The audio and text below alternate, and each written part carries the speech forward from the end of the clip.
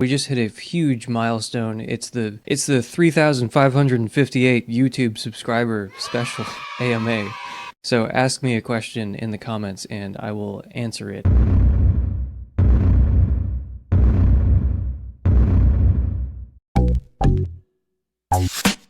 So I recorded my responses to these when I could because it feels like I've been working a lot lately and I haven't had any time to talk about philosophy or any cool stuff. So I recorded responses, you know, an hour here, an hour there, whenever I could. So if my appearance suddenly changes or the time of day changes, you'll know what's going on.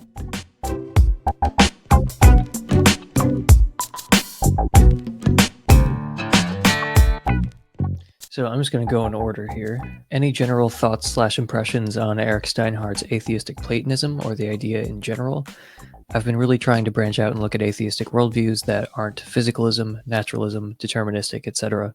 And his philosophy seems interesting, if nothing else. And that is from JDay205.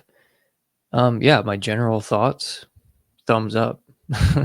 That's my very general thought. It's very different from the kind of paradigm that I'm currently operating on. And I'm not sure I fully understand it, but Eric Steinhardt is great. He wrote a book on Nietzsche that I really enjoyed. Darren asks, why are you gay? Who says I'm gay? You are gay. Ryan asks, hi Emerson, I have two questions for you. One, are you still a naturalist or have you given up on that due to arguments against naturalism and metaethics? And two, are you the kind of compatibilist that believes in the principle of alternative possibilities, the bad kind, or do you like source compatibilism, the good kind, instead? So naturalism, so the arguments against naturalism and metaethics don't really bear on it. Like, I still consider myself a naturalist, but like only in a really liberal sense. So I like Felipe Leon's way of organizing this, where you've got conservative, moderate, and liberal naturalists. Conservative naturalists basically just believe in the concreta, the concrete objects of physical science, so like electrons and, the kinds of things that science tells us about those concrete objects. That's it. And moderate naturalists believe in that and also abstract objects like, numbers and propositions and possibly, irreducibly normative truths. But yeah, I mean, the liberal naturalist believes in abstracta and also concreta that are not, given to us by physical science directly. So, like, as a Russellian monist, then I would think that, the non-relational intrinsic nature of the physical structure that science tells us about, well, that's concreta that physical science doesn't really get at, So I think that would put me in the liberal naturalist camp, even though it's tricky because Russellians believe that the information we get from physics is pretty abstract. It's like mathematical, gnomic vocabulary and description. So because physics and physical science is so mathematical, then to the extent that we think mathematics abstracts away from a concrete world, we should think that physics abstracts away from the concrete world. So there has to be something concrete that underlies the rules and equations that are given to us by physical science. That's the Russellian position. And, those of you who are more familiar with my views know where I end up taking that. I mean, I used to feel like really sentimental about the term naturalism and like being a naturalist.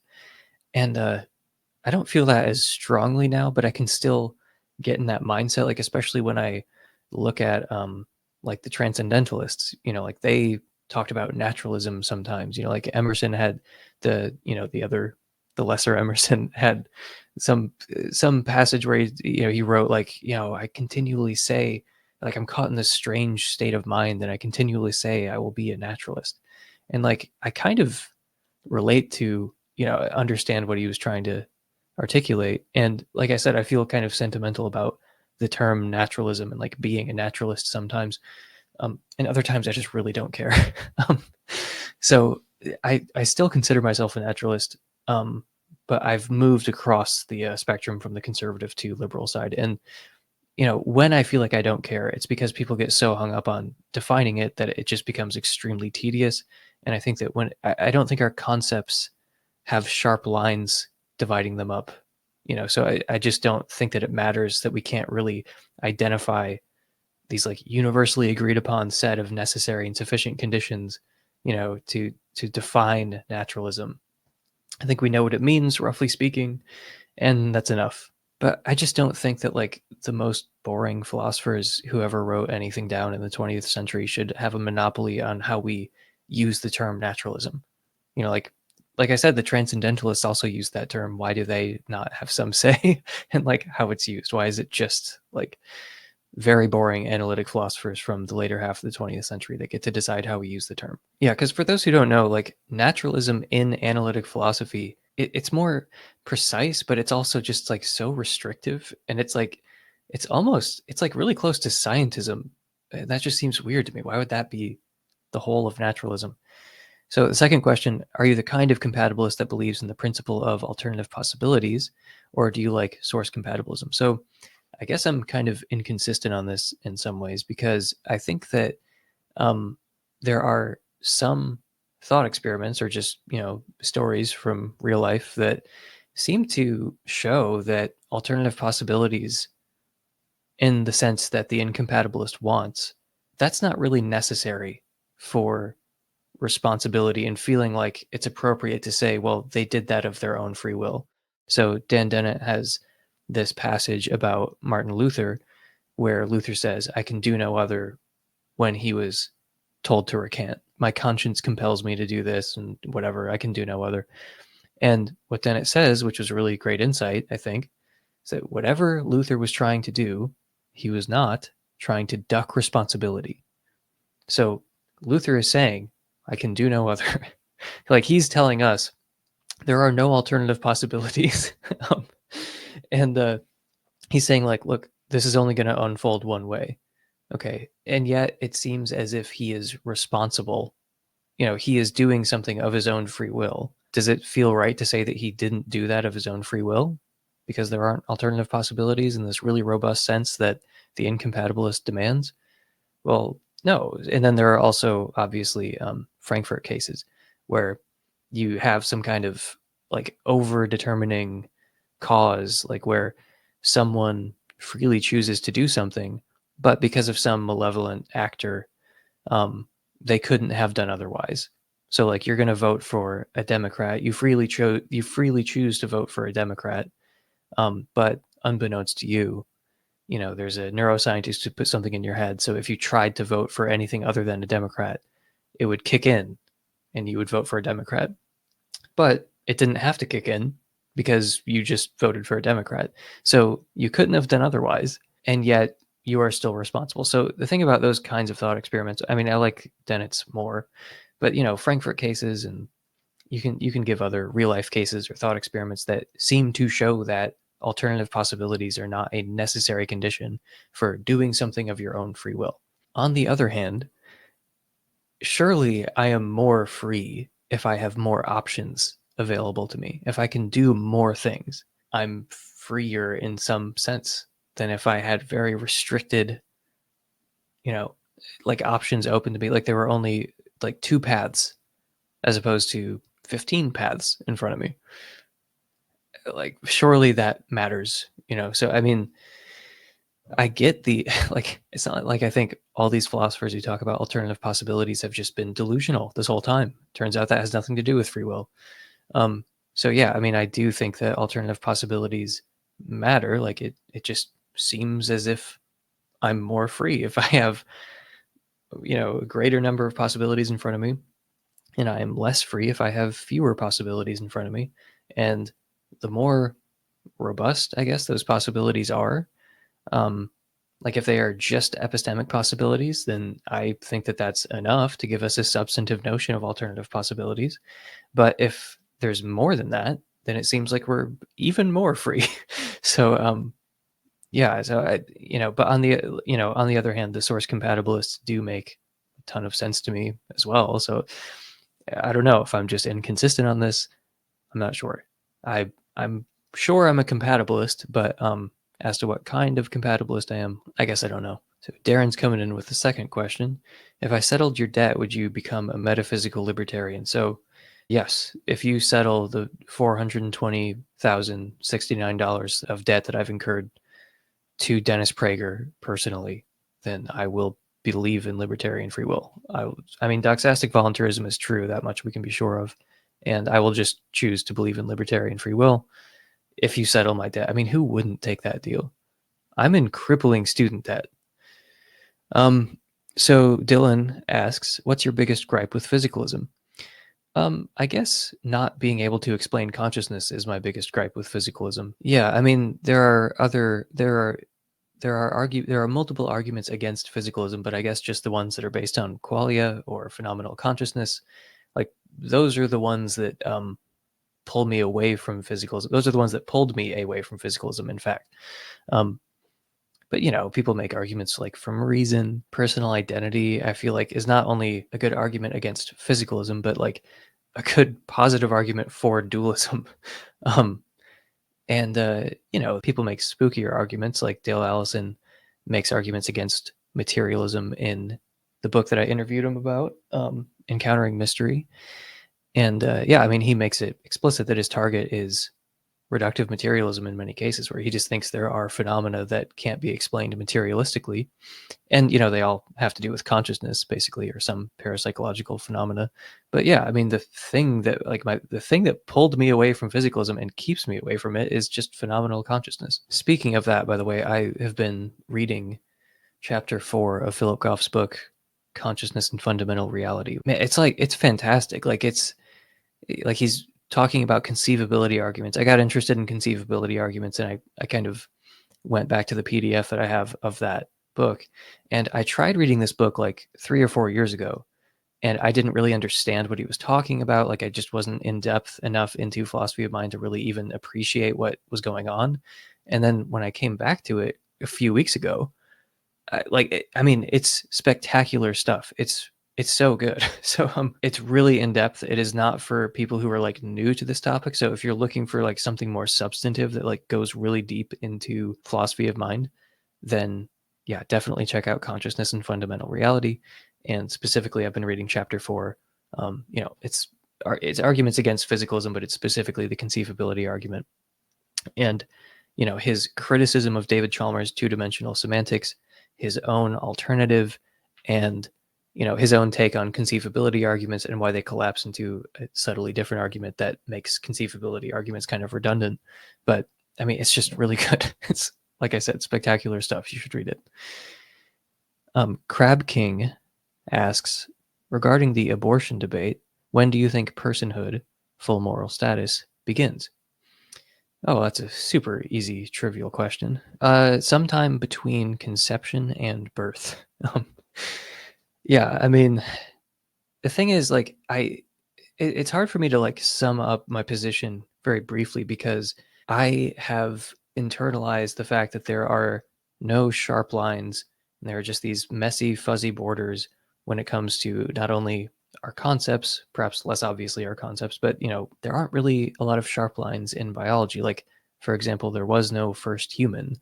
The lines between species are, hard to discern. So I think like a similar kind of question could be like, well, when do you think the first human came into existence? Like, when did humanity begin specifically? And it's like, okay, well, there's not a first human.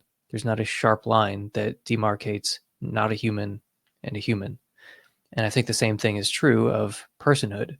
So there is going to be not a sharp line, but a vague, fuzzy area where you transition from non-personhood to personhood. And it's not good. And again, this is not like some weird special pleading kind of thing.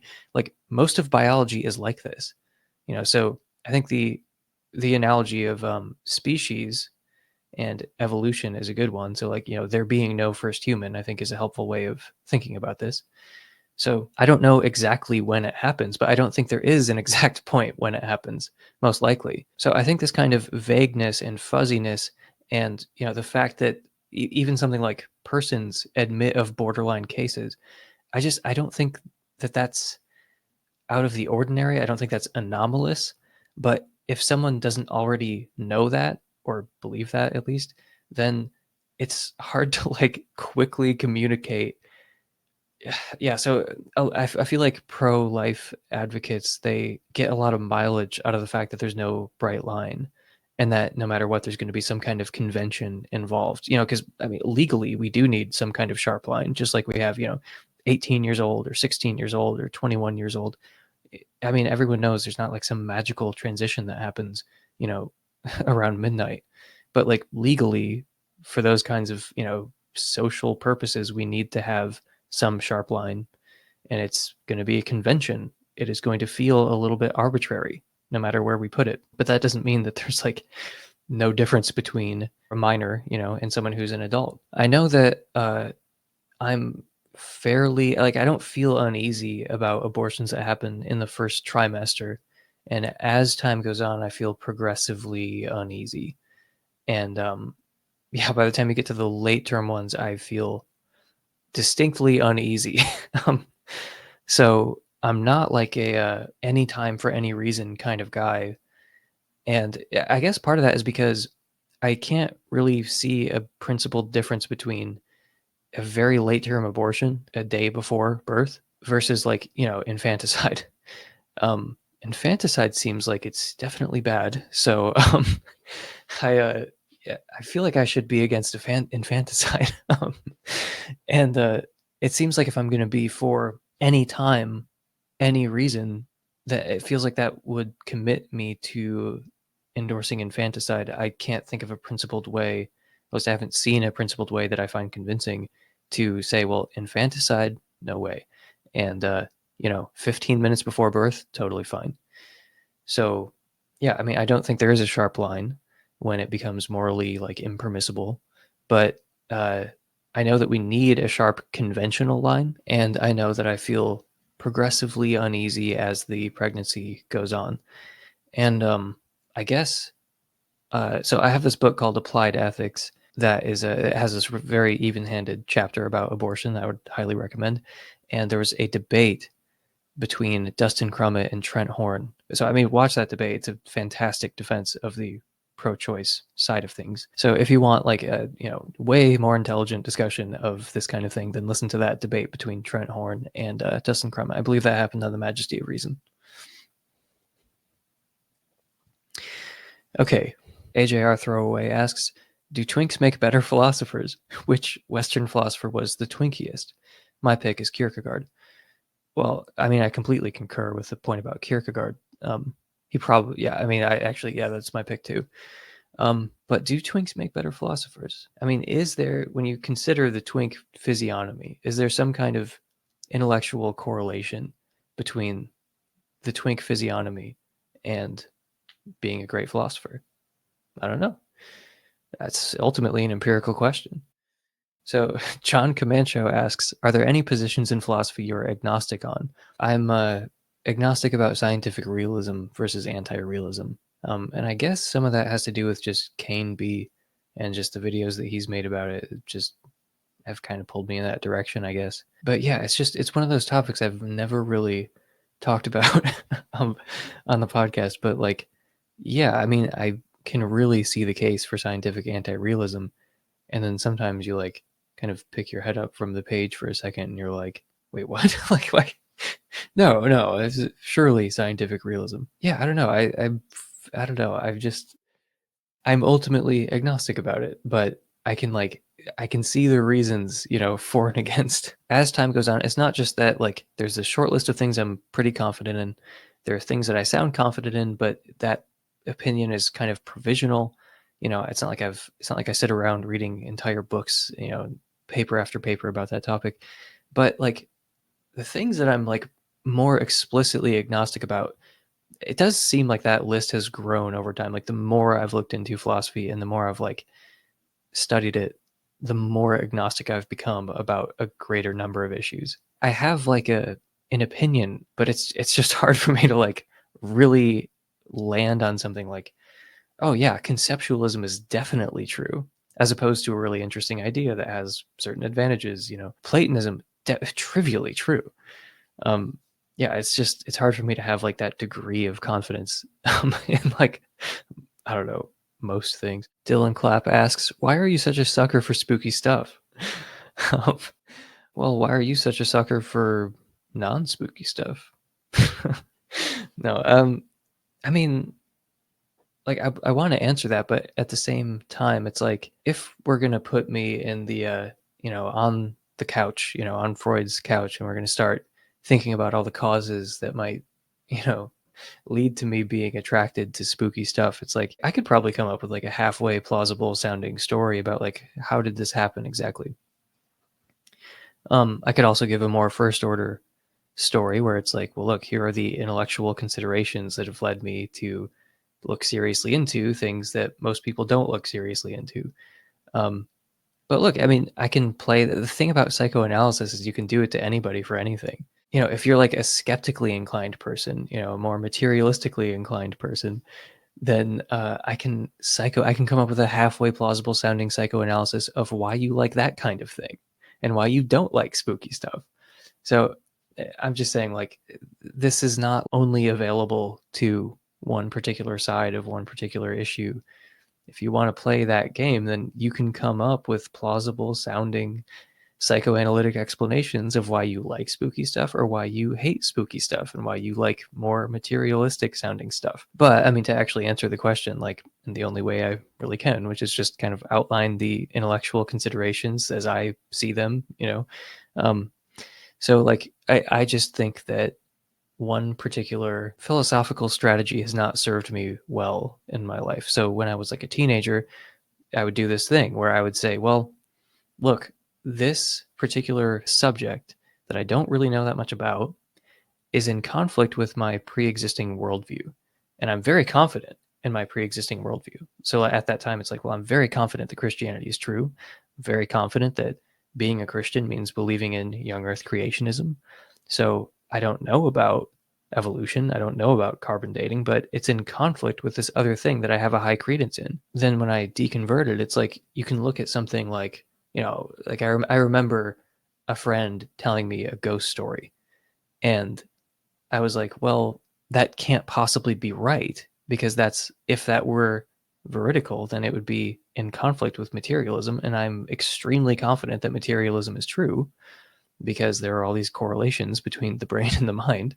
So there can't be ghosts.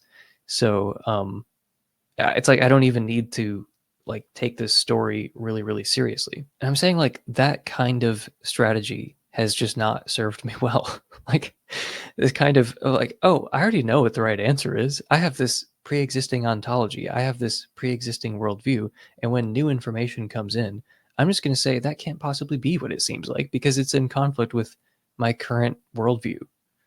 Okay, well, like I said, I just don't feel like that has served me very well. And maybe a more rational way of approaching things is just on a more case by case basis and don't really worry about internal consistency. Like, don't worry about, not contradicting what you said a week ago.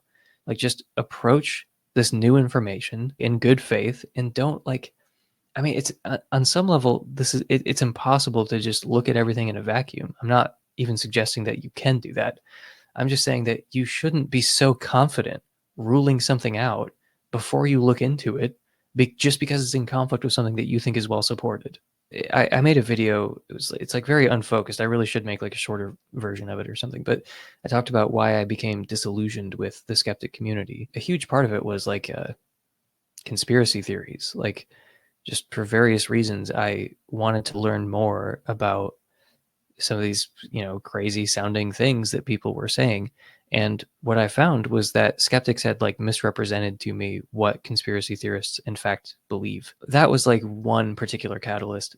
And also philosophy of religion was pretty big as well, because the skeptic community is predominantly atheistic. And their reasons for atheism or against theism are just really bad and superficial.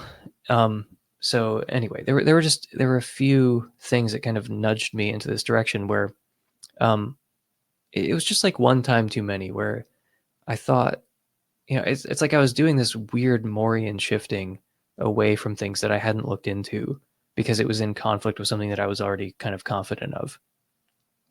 But like, you really should reserve the Morian shift for. I mean, I could be misremembering, but I think Felipe Leon gives this category of like Morian facts, which is like I have two hands. Okay, so like, you're not supposed to just Morian shift your way around the world constantly. And I actually talked about the Morian shift in this section called "The Skeptic's Error" in It's like four things I learned about epistemology. I couldn't remember how many things because the number was changing. It was supposed to be 7, but I'm lazy, so it eventually went down to 4. I mean, I'm also kind of a sucker for spooky stuff because spooky stuff has happened to me. Like, this is what Dale Allison was talking about, where he's like, look, it's not like I'm just sitting here like reading papers or something. Like, it's just stuff continues happening to me and people in my family to the point where, yeah, I believe in spookier stuff because spookier stuff has happened to me. He has this passage in that book about Carl Sagan's slogan, or I think it was, I mean, earlier people said it, but who cares? Extraordinary claims require extraordinary evidence. And what Dr. Allison said was like, he basically made the same point that I've made, and Joe Schmidt has made a million times about the person dependence of justification. So here's the passage from Dale Allison. Carl Sagan, echoing others before him, famously said, extraordinary claims require extraordinary evidence. But the word extraordinary is not a fixed measure. It is rather relative to one's other beliefs. What is extraordinary for one may not be so for another, or at least much less so. Our sense of what can or cannot happen inevitably reflects what has or has not happened to us personally. This in part explains why I hold some beliefs Carl Sagan did not. So yeah, I mean, we occupy different positions on the grand epistemic landscape. We have different intuitions, we know different things, we've read different books, we've watched different videos, and just different things have happened to us. So like, I mean, the very general answer is just because of my position on the grand epistemic landscape. Or maybe it has something to do with my childhood. I don't know. But like I said, that psychoanalytic stuff, it goes both ways. But yeah, I mean, just because people are going to ask, I guess it's hard to talk about the spooky things that have happened to you. It's embarrassing. People, well, I mean, look, I'm just going to throw a couple things out there just that have happened to me. And I am aware that there are like more or less skeptical interpretations, explanations, whatever, of the things that I'll say. But I'm not trying to defend any particular interpretation. I'm just saying there are weird things that have happened to me. So some people talk about sleep paralysis as like a weird experience. And I mean, that was just a normal part of my life for 3 or 4 nights out of the week for a few years, starting when I was around 18 or 19.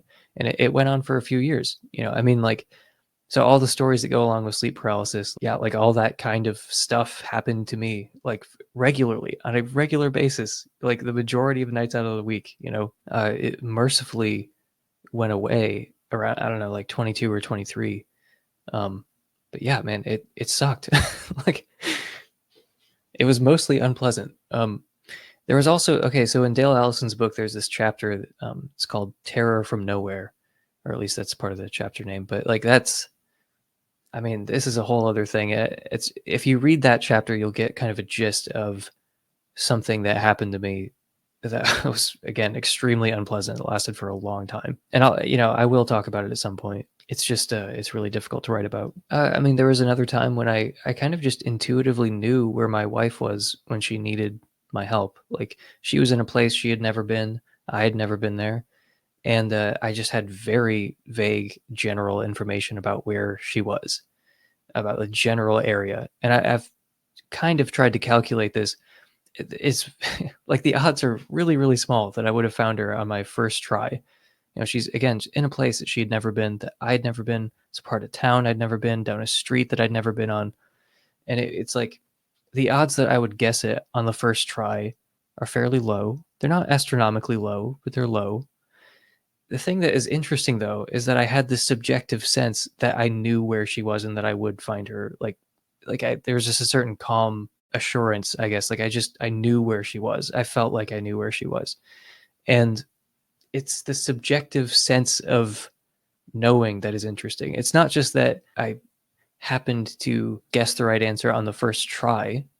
It was that I felt like I knew I was going to do that. And I think I actually did mention this when I was talking to Dr. Allison. I did mention a lot of this to him off air, but I think on air I did mention the fact that my younger brother and I had identical dreams on the same night when we were in Yosemite just this summer. I'm not trying to defend any particular interpretation. I'm just saying there are weird things that have happened to me that probably haven't happened to other people. So like when I was a kid, I saw something levitating for several seconds, like I just saw it straight on. I was terrified and I ran away. So, I mean, that's just like a sampling where I just say like, I feel like it reifies Dr. Allison's point. Yeah, look, I mean, regardless of all the other, intellectual considerations or, development over time, just the the things that have happened to me, my life experiences do play a role in shaping what I'm open to and what I look seriously into. This is kind of like a generic thing you could say about anything, but like the universe is really weird, and I don't think we have it all figured out. And I just don't think we should be closed off beforehand and think a priori, I already know what the universe is like. I already know how it's going to turn out. I already basically know what the right answer is. So there's no need for me to be open minded about all kinds of things. So I just don't think that's a good way of going about it. um, First of all, it's no fun. And second of all, I just don't think it is likely to lead you to the right answers. So Jack to Square One asks, I really want to know how we can hear more of the excellent guitar music that accompanies your easily debunkable theological and philosophical content. Yeah, that's Ichika Nito, dog. I mean, yeah, if you don't know who he is, definitely look him up. He's got a massive YouTube channel now, but it was relatively small. I mean, still a few 100,000 subscribers when I found him, but man, I love listening to him. I've probably spent collectively like days listening to I don't know if I'm pronouncing it right. Ichika Nito. Yeah, Ichikanito. Yeah, he's like a Japanese guitarist, and I think he's Japanese. But anyway, he rocks. Loved him for years. If you guys know Polyphia, I mean, they seem to be like more famous on some level. People know who they are, but anyway, it's like that. But yeah, and I feel like what I do is legal on the podcast. That's my general vibe. That's my legal opinion, is that it feels like it's okay, probably. Because I didn't just rip it off of YouTube or something. Like, I went to his website and he sells packs of loops, and you can like sample it or something, lo-fi beats to study slash relax to, or that kind of thing. So that's what I bought, the pack of loops, and I just use those for transitions. Is that not? I have no idea. I've been YouTube. I mean, like, YouTube has demonetized stuff before because of it, but I don't know. I paid for a thing. I didn't just download an MP3. Like, he put out this like file of things to be sampled and used. So it is ultimately just I use it because I love his music. It's awesome. Yeah, I mean, it's great. So check him out. Beatles with Has asks, what is some of your favorite music? And Hayden adds, I also wondered if that was Ichika playing guitar in his intro music. Emerson likes math rock, confirmed. Yeah, well, that is Ichika, and I do like math rock, actually. I mean, I don't have like a deep knowledge of the genre or anything, but like I like those little clips that pop up on YouTube. But yeah, and also like that like Midwest emo stuff. Like I don't tell me about your favorite band or whatever, because I don't know what it is, but I've never heard of them. But it's just YouTube gives me these clips, math rock and like Midwest emo or whatever. And it's awesome. Like, I really, really love it. I really like John Mayer and Vampire Weekend and The Killers. Reliant K, huge fan. Never stopped being a fan. Hang on, let me pull up Spotify so I can see. Okay, well, I mean, the Spotify is not going to lie with like the repeat, rewind, and most played and that kind of thing. So I'm seeing a lot of Weezer, Jack Johnson, Foster the People, 21 Pilots, Reliant K, The White Stripes, Polyphia, Mac DeMarco, Taylor Swift, a lot of Taylor Swift, Wheeler Walker Jr., John Carpenter, nice. Lana Del Rey, a lot of Lana Del Rey, oh my god.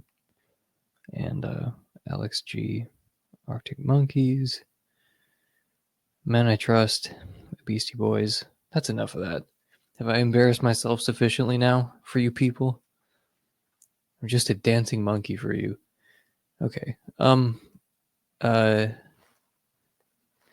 Nick asks, who are some of your favorite philosophers from the Eastern philosophical traditions? I mean, I'm pretty ignorant of Eastern philosophical traditions, so I don't have a fantastic answer for that. Yeah, sorry. I mean, if you recommend anybody, there's this one guy who everyone recommends, his name starts with a Z, and I'm not going to try to pronounce it, but you probably know who I'm talking about. But anyway, everyone always recommends him as like, this great Eastern philosopher. So I guess if I did start to look into it, I would probably start with him. Please enter a name asks, number 1, are you a naturalist? And if so, what type are you? I'm a liberal naturalist. I do consider myself a naturalist at the end of the day. Oh, and I would also recommend Majesty of Reason's video. It's like the series on mistakes in philosophy, and I believe it's the second one in the series, where he talks about like atheism and naturalism, and a lot of these issues about the different kinds of naturalism and some of the annoying habits of apologists when they say, oh, you're a naturalist, I see, and then they attribute like 58 different things to you that you may or may not believe. Number 2, if you could be a part of any religion, what religion would you choose? May not be a surprise to some of you, but I mean, legitimately, Mormonism. If you could pick a religion to be true, isn't that the one you'd pick? The one where you get to become a god of a universe somewhere? I mean, obviously. So yeah, look, over the course of the podcast, I've hosted a few episodes, written a few posts about the Latter-day Saint religion, and a lot of it, as many of you have noted, has been strangely positive.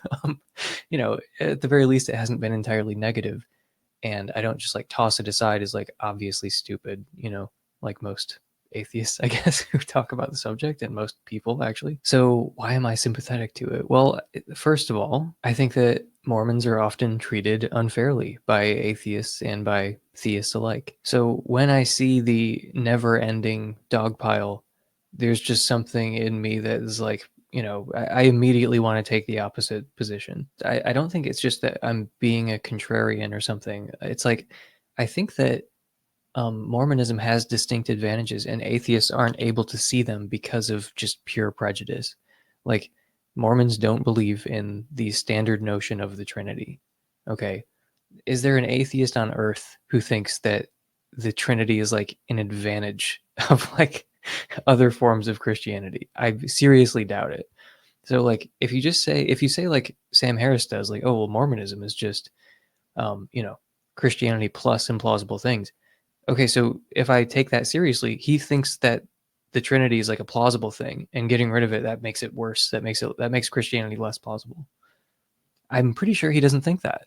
Okay, so like a lot of atheists have that same kind of attitude, but I just don't see how. I think that they're being inconsistent. So I also think Mormons have an advantage with design arguments, generally speaking, because the designer that they are positing is more like the designers that we have in our experience, so it doesn't seem like such an unjustified inference. Mormons also don't believe in creation ex nihilo, which, again, like you can accept it or not accept it, but like to construe it as an advantage to believe in a God who creates ex nihilo is very odd to me. Mormons believe in a finitist God. They believe in this limited finitist God, which I think has advantages when it comes to the problem of evil.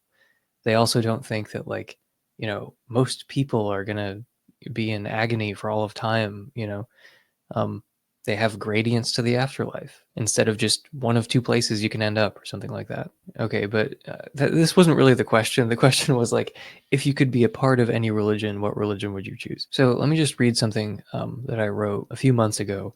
This is a document entitled, Seriously Though, What is the Deal with You and Mormonism? So this is one particular paragraph out of the document. I think the Mormon Church has created a beautiful community, one which stands out not only in our society, but also among religious communities. In my opinion, it will likely survive the atomizing forces at work today in a way that other established religions might not. It was funny to see a sci-fi show set centuries in the future in which Mormonism is the only surviving religion. The church also has a fascinating history, much of which takes place in North America not too long ago. It's a distinctly American religion. As I alluded to earlier, the LDS worldview may have a few philosophical advantages over other forms of Christian theism, but it also has philosophical distinctions that are interesting in themselves. For example, the cosmology outlined in Joseph Smith's King Follett sermon is unlike anything you'll encounter in mainstream Christianity. I may not be a believer, but the Church of Jesus Christ of Latter-day Saints is socially, historically, and theologically interesting to me. So yeah, the first part of that is most relevant, where, look, I'm on the outside, so if I have ex-Mormon listeners who can provide me other context that will maybe shatter this image that I have, that's fine with me. I would welcome that. But it's just from the outside, it seems as though the Mormon Church has created a really lovely community that stands in sharp contrast to the kind of atomized, alienated society that it emerged from. And yeah, I can kind of see it surviving in a way that I'm not sure I can see other sects of Christianity surviving. Michel Houellebecq wrote this book called Submission about how he thinks Islam is going to, I mean, I don't know what his actual views are, but it's just in the book, Islam kind of sweeps over France, and it kind of offers people something that the contemporary secular culture is not offering them.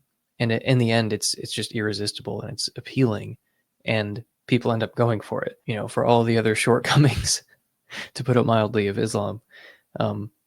And anyway, I kind of feel like someone could write a similar book about Mormonism.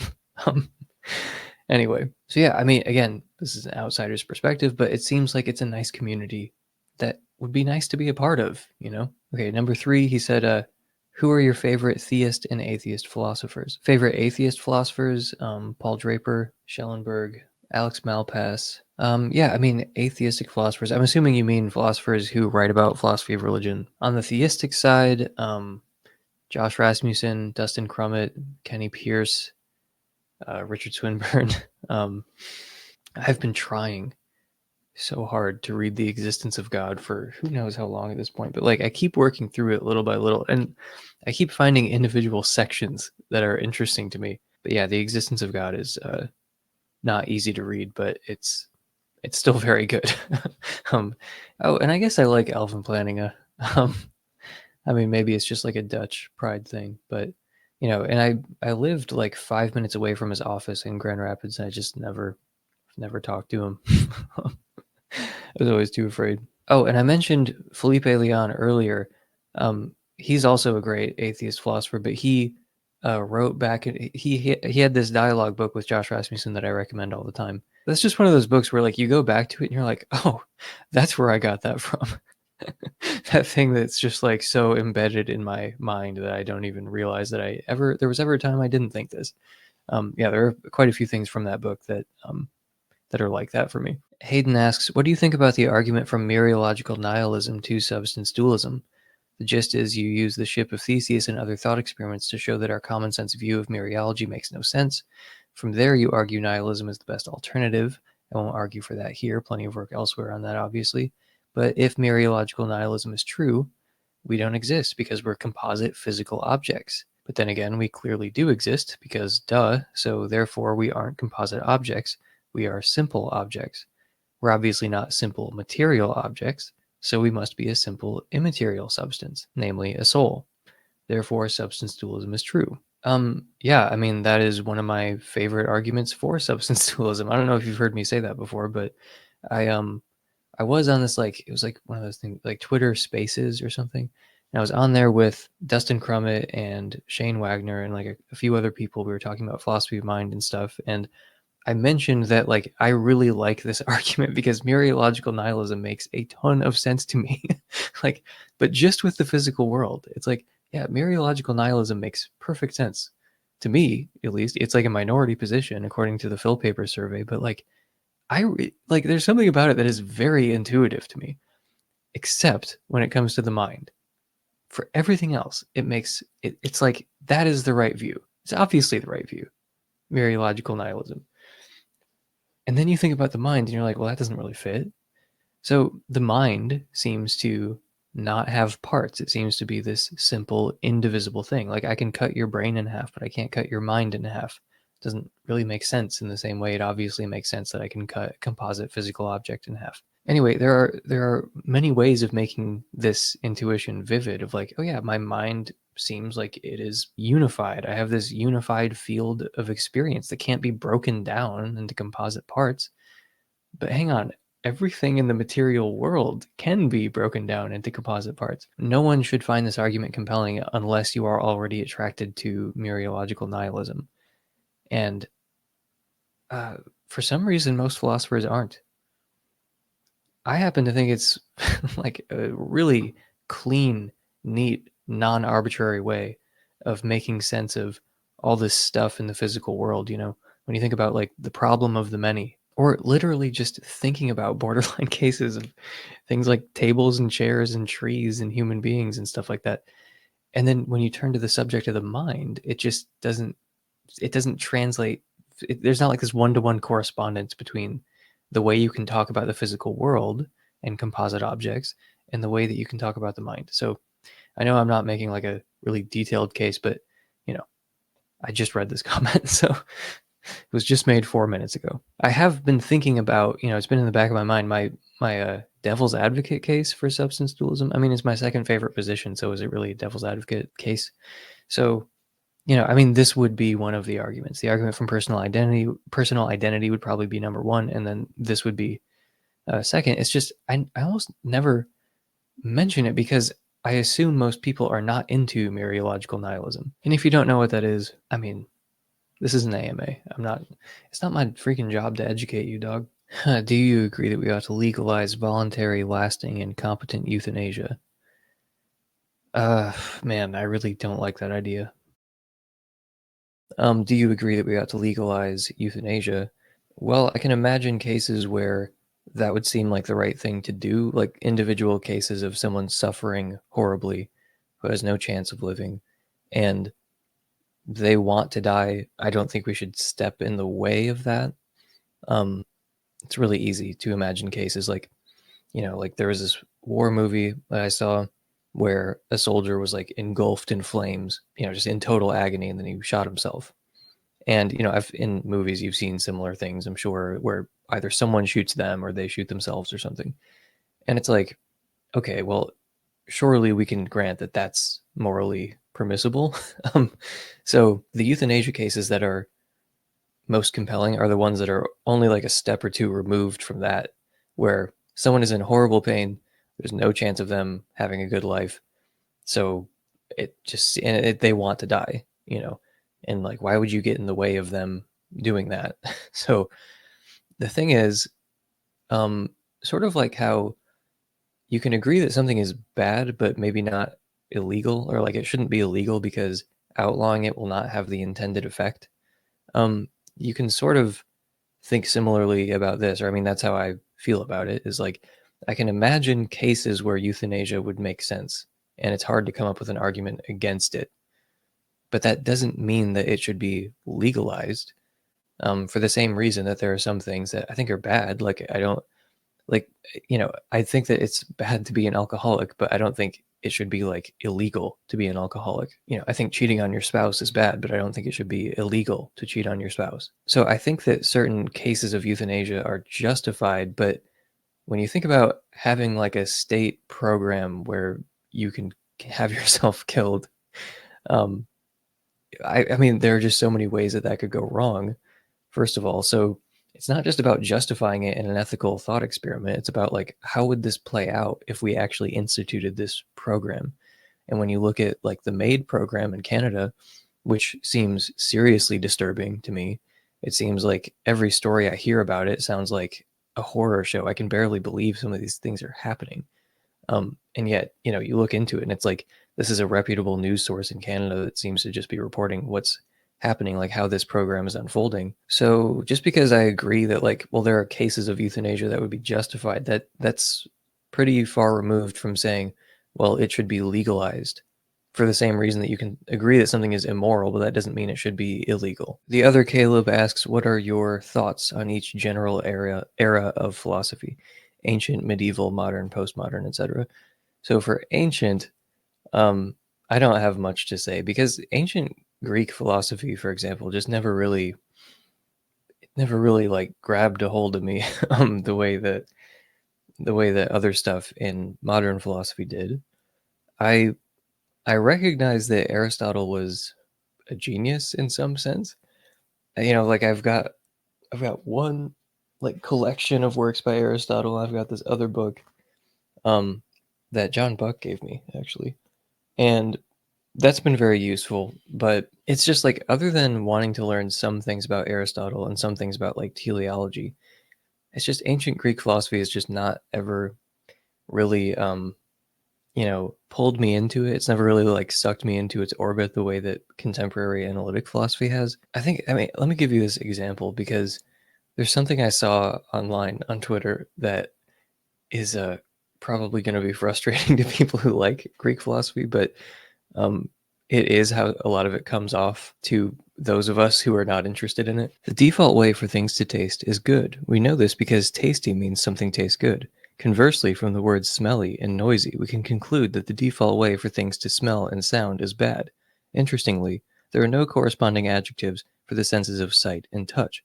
The inescapable conclusion is that the most ordinary object possible is invisible and intangible, produces a hideous cacophony, smells terrible, but tastes delicious.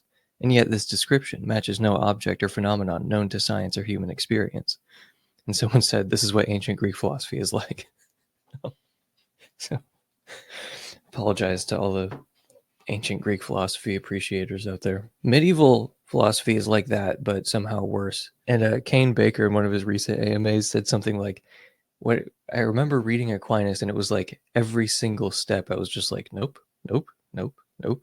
Like, there's just something about like the people like me or Kane, perhaps, who were like products of more contemporary analytic philosophy, who you see something from like 1,000 years ago, and it's just like everything strikes you as wrong. Like almost every step is just like either just totally unjustified. I feel like David Bentley Hart said something about this too. Like when you're reading Thomists specifically, they like signal this is a premise in my argument, but they just assert it like it's this obvious eternal truth that could not possibly be denied. And it gets kind of funny after a point because it's just like the level of confidence they have for some very bizarre sounding metaphysical premise. It's just very striking. And again, it's just never been really attractive to me. And I feel like I read David Bentley Hart say that in That All Shall Be Saved when he was writing, I think he was writing about Thomist arguments against annihilationism. I think that was the context. And as for the modern and postmodern, it's like, yeah, look, I'm a product of that more than anything. Like, um, I mean, I can't really help it. Like, I suppose I do have more of a choice in the matter than, I'm just saying my default state is like being a product of modern philosophy, and to a lesser extent, I guess, postmodern philosophy, much, much lesser extent. I don't have purely negative things to say about postmodernism.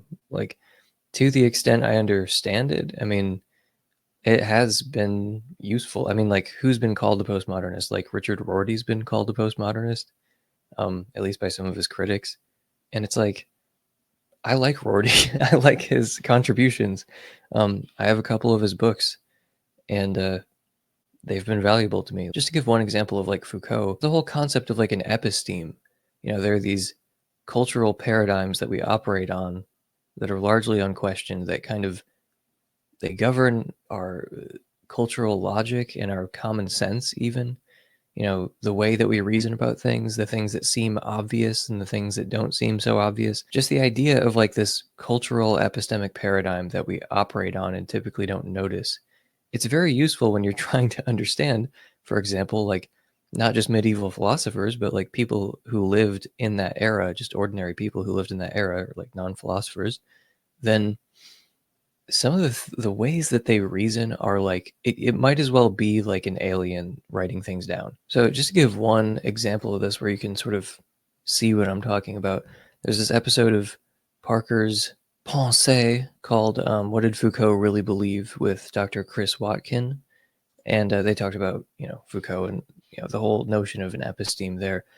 And I'm saying, like, if you can listen to that whole discussion and be like, yeah, nothing of value here, then that would be very surprising to me.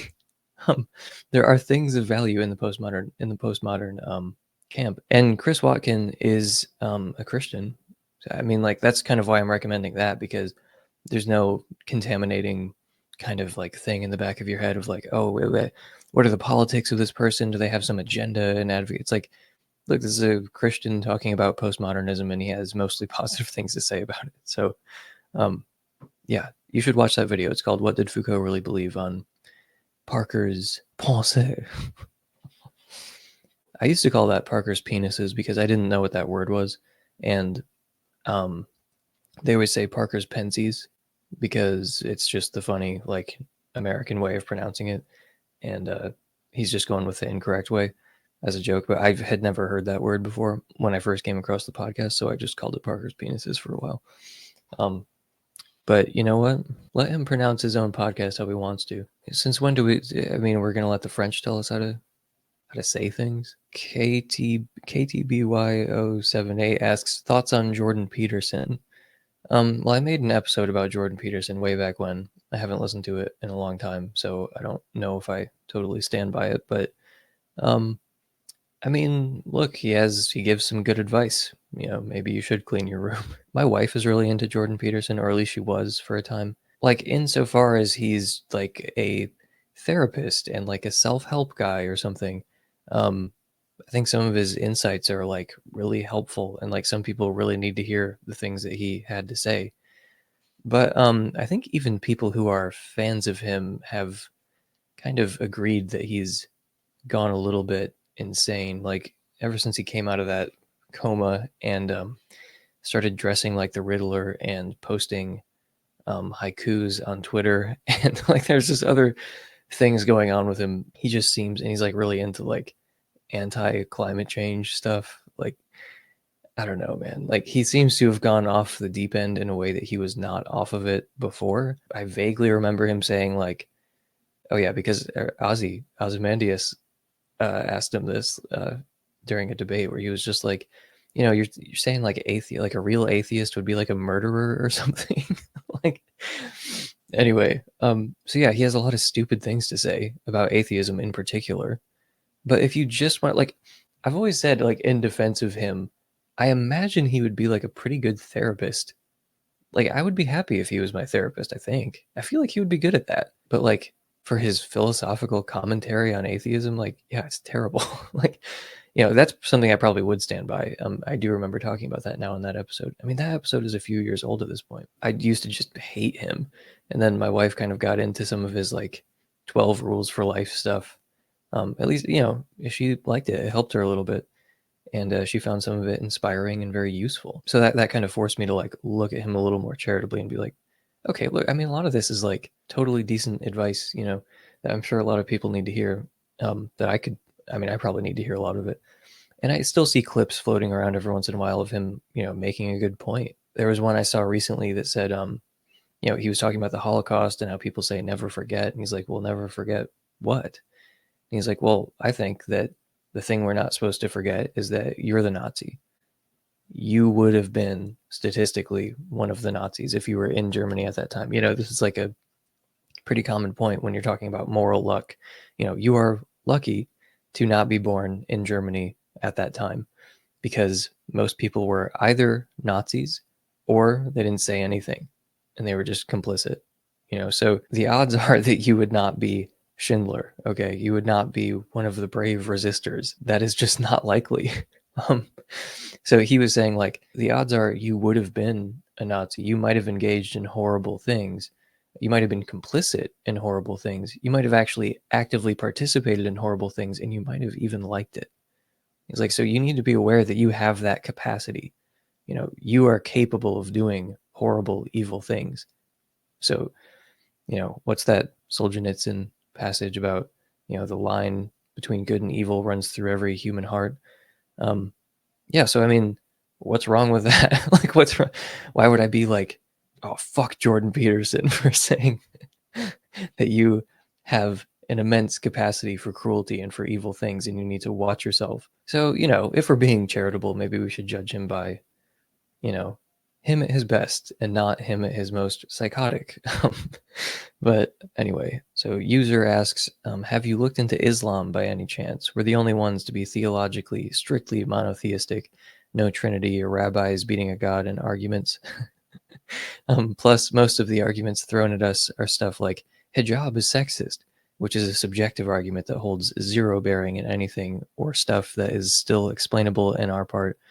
Our book has no narrative or logical contradictions in it, and there is a consensus among secular Middle East historians that our book has not changed at all in terms of message. Watch Margin Van Putten. If so, what's stopping you from becoming a Muslim? love to see your arguments. So I've not really looked into Islam. I mean, I have general arguments against theism or for naturalism. Um, I have arguments for positions that are incompatible with Islam. I've heard that you're strictly monotheistic, and because I've seen Muslims debate the Trinity, so I'm almost certainly on your side with respect to that. The rabbis beating God in arguments. That's funny.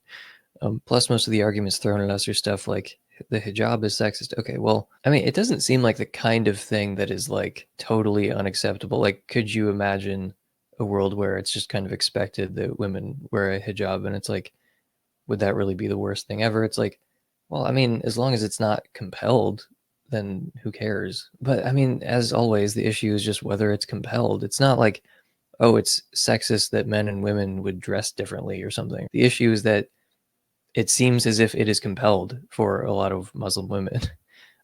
We don't know if they would do it voluntarily because they don't have the option.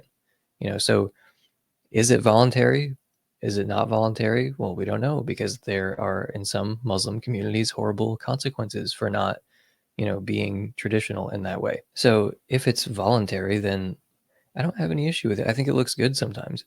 I guess that's not the point of wearing it, but I mean, like, if that became like a fashion trend or something, or like, there was just like I don't know, like a modesty revival in like secular culture or something, I wouldn't be like, oh no, oh, it's terrible. Again, it's just the issue for me has always been that it's compelled for a lot of people, and some people it's not compelled. But I mean, that doesn't change the fact that for a lot of women, it either is compelled or we don't know if it's compelled because they don't really have the option. So that's the problem with that. It's not like, oh, it's implausible that God would tell men and women to do different things. Our book has no narrative or logical contradictions. I seriously doubt that, but I haven't read it, so I guess I don't know. Our book hasn't changed. I mean, I have heard something like that. Like there is this emphasis on like preserving the text. Okay, so if so, what's stopping you? Well, I mean, none of that really. Why would that convince me to be a Muslim? That like, well, we've got this book that's never changed. Okay, well, if God doesn't exist, that could still be the the case that you have a book that you have meticulously preserved. Who cares? I mean, oh, but we don't buy into the Trinity. Good for you. I still don't think God exists. But as for looking into Islam specifically, no, I haven't really done that. I've made this point before that like, if God exists, you have to think he doesn't really care that much about our specific theological beliefs. Like he must not care too greatly about humans having the correct theology. Because if you assume that he does, then you just create all these problems for yourself. Like God must be horribly incompetent because of all the theological disagreement. So he must have intended, or at least find it to be like acceptable, that there's widespread theological disagreement, which I think one could fashion that kind of consideration into an argument for, universalism or for inclusivism. So, assuming God is not incompetent, then I think he just must not care that much that people have the correct theological beliefs. And arguably there are goods that come about from biblical disagreement and theological disagreement. I can think of goods that come about from that, but they are clearly outweighed if everyone who gets the wrong answer is like tortured for all of time or misses out on an infinite future of value. um, in other words, if infernalism or annihilationism are true. So I don't have that much of a motivation to look into Islam because I think, well, look, I have these arguments against theism generally, for one. And secondly, if there is a God, like, I would imagine that he allows us to understand the divine through our own cultural windows. If he doesn't, then he must be, like, massively incompetent. Stephen asks, does your mother know you spend so much time talking to strangers on the internet? I think she has an idea. Muhammad Ali asks, hi, what is your opinion on the resurrection, and what do you think of Christian apologists who argue for its historicity? Um, I think less about the resurrection than you might expect, considering I have an atheist podcast, but like those arguments just never really roped me into their their orbit. Like a lot of atheists spend a lot of time arguing about New Testament related stuff, but For me, it was always the more philosophical stuff that was interesting. Like design arguments have always been more interesting to me than arguments from like the resurrection or, even other philosophical arguments. But the stuff about the resurrection, when it comes down to it, it's like we have copies of copies of copies of texts that were written decades after the events by non-eyewitnesses, I'm pretty sure, from what I understand, non-eyewitnesses. And again, they were writing a pretty long time after these events happened. Like if you ask me to recount even significant events that happened 10 years ago, let alone 20 years ago, it's just like the idea that's going to be totally faithfully recorded. Anyway, the point is we have like devoted followers, who are passing on stories orally for a long time. And then eventually these stories are written down, copies are made, and that's what we have. But when you think about the chain, like linking the events to me right now, sitting here, it's like the testimonial chain is different from other testimonial chains. Okay, so like I wouldn't cast doubt on like the whole of testimony or something like that. But when I mean, that doesn't mean that all testimonial claims are like of equal quality, So like the chain of testimony that goes back to the resurrection is different from the chain of testimony that goes to me realizing that everything is made of atoms or something like that. So you can't just say like, well, you believe that, Japan is a country based on testimony, or that things are made of atoms based on testimony. Therefore, it's inconsistent not to, believe the resurrection based on testimony. And nobody makes that argument. It's just some atheists will say, well, who cares about testimony? They make way too strong of a claim in the opposite direction. I mean, when it comes down to it, I just don't care that much that some religious devotees came to believe that their guru came back from the dead. At the end of the day, I just don't care about that much. Like, I've heard so many similar-ish stories, like similar feeling stories of like, there are these, disciples of a religious guru who testify to extraordinary things being performed by their religious guru. And it's like, does that really affect you that much? And for me, the answer is across the board, no, not really.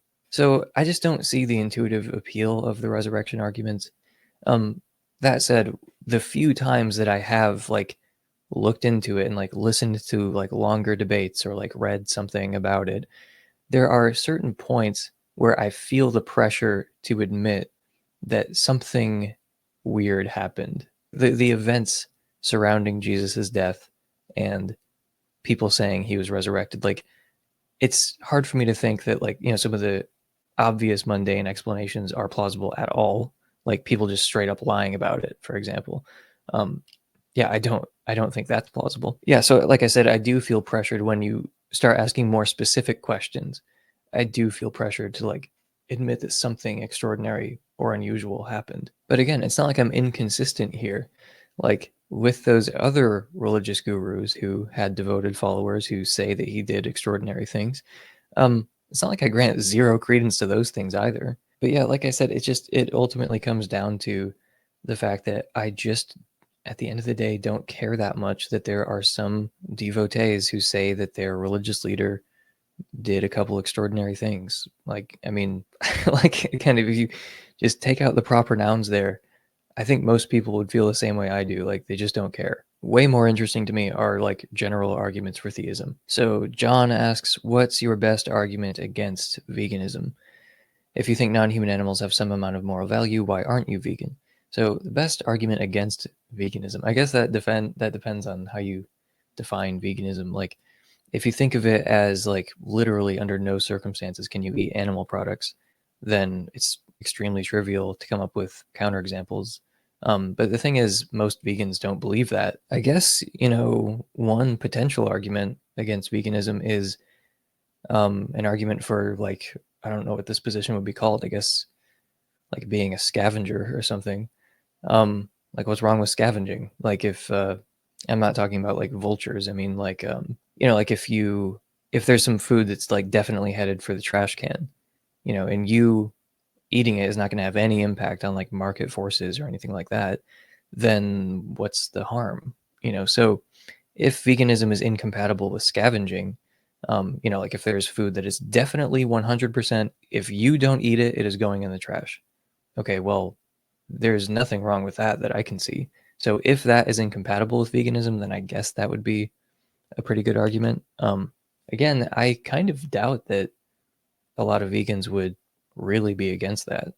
But on the other hand, I can tell you from personal experience that if you call yourself a vegan or vegetarian and you eat animal products under any circumstance, then people will, flip out. So whether or not it's incompatible is, I don't know. If you think non-human animals have some amount of moral value, why aren't you vegan? Well, I am a vegetarian. The reason I'm not a vegan, well, the thing is, like, there are degrees of not being a vegan. Like, um, like I buy plant butter, I use like oat milk. Um, the only thing really is just cheese, because like vegan cheese is just, it's appalling. Like it's just, and I know that's like a trivial reason, and I think it's wrong. Like I think what I'm doing is wrong, like in like buying cheese and stuff because um, of like taste pleasure, but like because it's not like it's healthy or something. So yeah, I think paying to have other animals tortured basically so I can have a tasty treat is morally wrong. But here's the thing: nobody judges me for it, and in fact, people judge me if I don't do that and then say something about it. I mean, I don't think this is even a complicated issue. It's like, is it wrong to pay other people to torture animals for trivial reasons? Like, geez, what a moral conundrum. Um, so yeah, I think that me being vegetarian and not vegan is just, pure hypocrisy, but I can get away with it. So that is the unflattering truth of it. But yeah, I mean, what am I going to lie and pretend like I have some noble reason or some like profound argument for why I can have cheese pizza? I just like cheese pizza. I really, really like. I'm basically a utility monster when it comes to cheese pizza. Well, I definitely don't think it's intrinsically wrong to eat animal products, but I'm not even sure it's wrong to eat meat exactly. It just it. The thing that is clear is that factory farming is evil. That like factory farming is like a horror show. It is the worst thing that humans have ever done. Like that much is clear to me, and it's like, okay, um, my main issue is with factory farming. So, do I have an issue with hunting, like just some guy going out with like a bow and arrow and shooting a deer to like feed his family? I mean, like I don't have a problem with that either. So, my main issue is with factory farming. Not that it's like inherently wrong to eat animal products. Okay, so factory farming is the thing that needs to be combated. What impact am I having on factory farming? Because I mean, this is what I tell myself when I'm buying the cheese pizza. Just the idea that, like, okay, factory farming is the thing that we should all, whether you're a vegan or not, everyone should agree factory farming is like really, really, really, really bad. Even if they don't agree, it's like the worst thing humans have ever done, even though I think it is hard to avoid that conclusion if you ascribe like any amount of moral value to non-human animals. Um, but I think that it's extremely obvious that it's wrong to have animals tortured to death, to pay other people to torture them to death, so you can have, have your little treats. Like, yeah, that's wrong. I mean, could anything possibly be more obvious than like the wrongness of that? But then you think, okay, so it's wrong, but like, if I want it to stop, how is me not participating in it going to lead to that? Like, it doesn't matter if I participate or not. Like you can say it's wrong, but I'm saying if I want to bring an end to it, how is me not participating going to bring an end to it? So this isn't an argument against it, against like veganism per se, but it is an argument against being a vegan. Like if you lack the moral motivation just to do the right thing, and you say like, well, look, I would stop eating cheese pizza if I thought that me doing so would lead to the end of factory farming or like diminish it in some noticeable way, but it won't. So why bother? Like I said, this is the thing that I tell myself when I'm buying the cheese pizza. It's like, look, me buying this or not buying this, the world is exactly the same. So what difference does it make? Vegans have tried to work this out. Like, how many times do you have to abstain from like eating meat or something so that like one animal life is saved? And I mean, this is like, I'm pulling this from like a podcast that I half remember from like a year ago. I feel like that number is something like 900 or something. You have to like abstain like several hundred times in order to save like one cow life or something like that. And even if that's not the right number, you can still kind of put down like toy numbers. and just kind of think like, okay, what impact am I realistically having on this factory farming thing? Now, I think some people respond too strongly and they say like, oh, there's no impact. It's like, well, look, we live in a market system and your consumption habits do have an impact on what gets produced. Like if there's an organized boycott against something, that absolutely does have an effect on production, and it has an effect on the company. It has an effect, like, dude, we live in a capitalist system. Like the things that you buy or don't buy, it does have an effect. Okay. Like it's not that it has no effect, which some people try to argue for, but it's like the effect is so negligible that it just feels like it doesn't matter. It feels like I'm in a sinking ship, just like using a bucket, trying to get the water out or something. But yeah, there's some interesting ideas in Kim Stanley Robinson's book, The Ministry for the Future. It's just like a sci-fi book about climate change. But it's just funny to me when people are like vegan or vegetarian, but like just for climate change related reasons. It's like not for the animal torture reasons. Because I mean, the way I think of it is like, imagine if there was like a big dial that you could twist, and when we turned it way up, the amount of carbon emissions went way up. The amount of greenhouse gas emissions goes way up, and it causes excruciating, unbearable torture for animals. So it's like this incomprehensible amount of pain and suffering. It's like we crank that dial all the way up, and some people say that's terrible. There's so much methane being released right now. It's like, isn't the more immediate thing the excruciating pain? How is that the first thing that came to mind?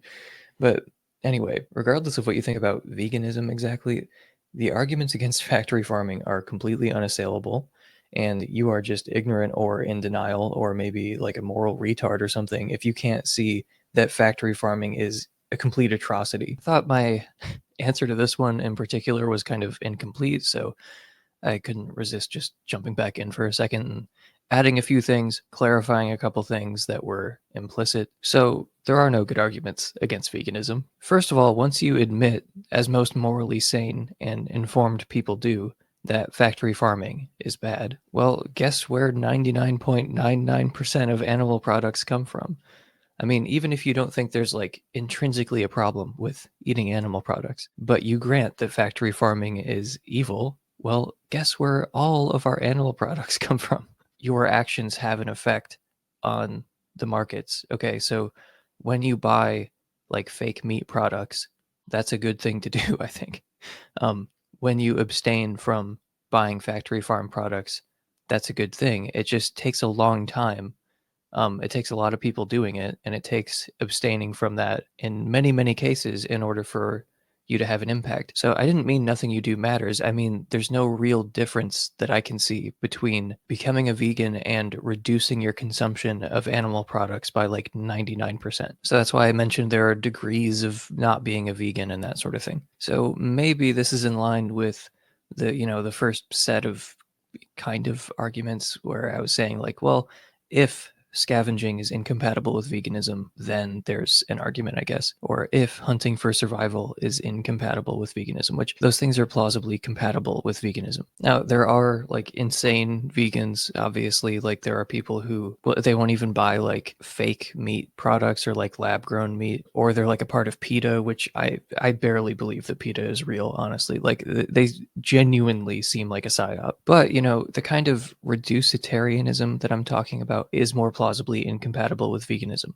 Another point, when I said I don't really see the issue with hunting for sustenance, like I specifically had children in mind. I think that when it comes to the development and growth of children, it's pretty plausible that in order to reach their full potential, at least, they need an array of natural proteins. They would do better with a healthy diet that contains animal products. So if there's a conflict between the health of my children and the welfare of animals, guess who's winning that conflict? I mean, I still wouldn't want to participate in factory farming. We could hunt or buy from hunters or spend a ton of extra money to buy non-factory farmed products. This kind of consideration doesn't change anything for me because I think it's easier to be an adult and have a healthy vegan diet.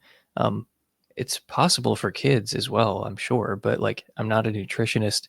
It's hard enough to feed kids. It's like, if it's not impossible, then it is impractically difficult. Actually, that's not a bad argument against God if it's true. I mean, vegans would probably dispute some of the premises, but it's like if you literally can't have, if you can't raise children on a vegan diet and have them reach their full potential, like they have to eat animal products. So it's like veganism is true. Kids can't be healthy without like an array of natural proteins, or they'll be like significantly hobbled by a vegan diet, even like a well-planned one. The conjunction of those two things seems like okay, and God is the designer of this system where we're pitted against each other. It would have been so easy for God to create a different scenario where we don't have to like eat each other in order to survive, or at least like even if you don't have to, it's like why are the incentive structures as they are? And it's not just trivial stuff like, oh, well, it feels good to do the wrong thing. I mean, that's what it is for me, but it's like if you're talking about raising children, it's like, oh, it's just the welfare of children.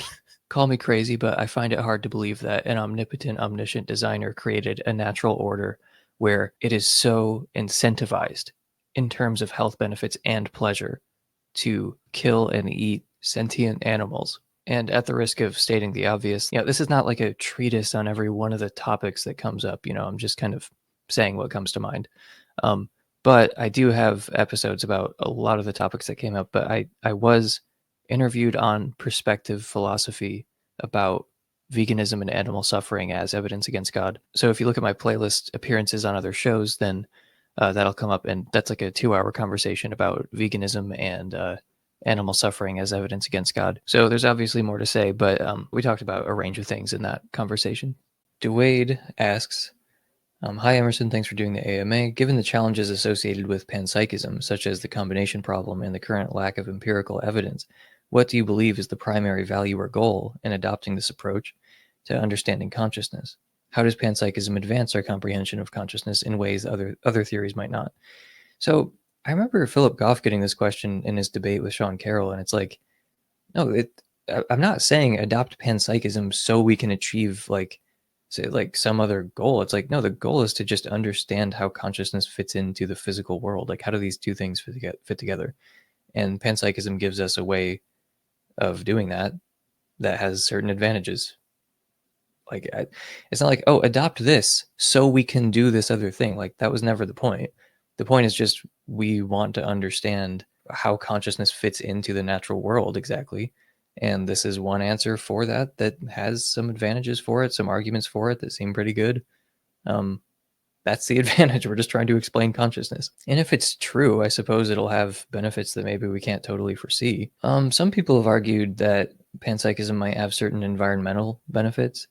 And I can kind of see that. I talked about it a little bit at the end of my conversation with Jack Symes, if you want to see that unpacked a little bit. But yeah, I mean, I can kind of see how like imbuing the world with intrinsic value and not just instrumental value could have an impact on how we treat the natural world. Like, I really love those Avatar movies, and like I, like I'm fascinated by the way of life that's depicted in this universe, and I feel like if you're thinking like, okay, that's a pretty cool way of living. Like, I wish we could live more like that.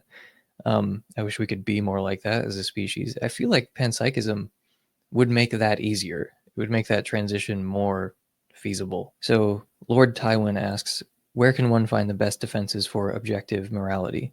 Russ Schaefer Landau, very solid. Michael Huemer is the main one that convinced me there, I guess. So ethical intuitionism. If you happen to have knowledge, reality, and value, then there are chapters where moral realism is defended.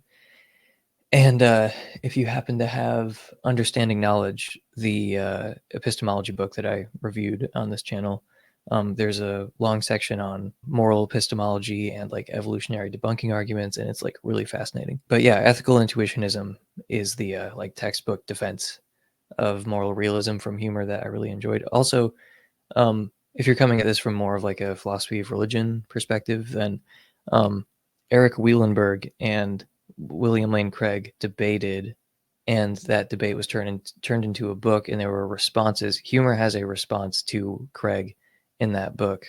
But yeah, William Lane Craig and Eric Wielenberg. Yeah, and there were several people who wrote pieces that were also in that. Huemer was one of them. Oh, and Shelley Kagan versus William Lane Craig. That is a fantastic debate. That's on YouTube. You should watch that for sure. So Space Lemonade asks, I'm a UFO believer, so if I'm right, how would the existence of non-human intelligences or extraterrestrials affect theism and atheism? What if they're not Christians? Would the laws of Christian religion apply to them? Why did the resurrection happen here on Earth and not in another alien civilization? Isn't that suspicious? Um, okay, so how would the existence of NHIs/ETs affect theism and atheism? Well, a lot of people have this intuition that, like, if aliens are real, that's really bad news for theism.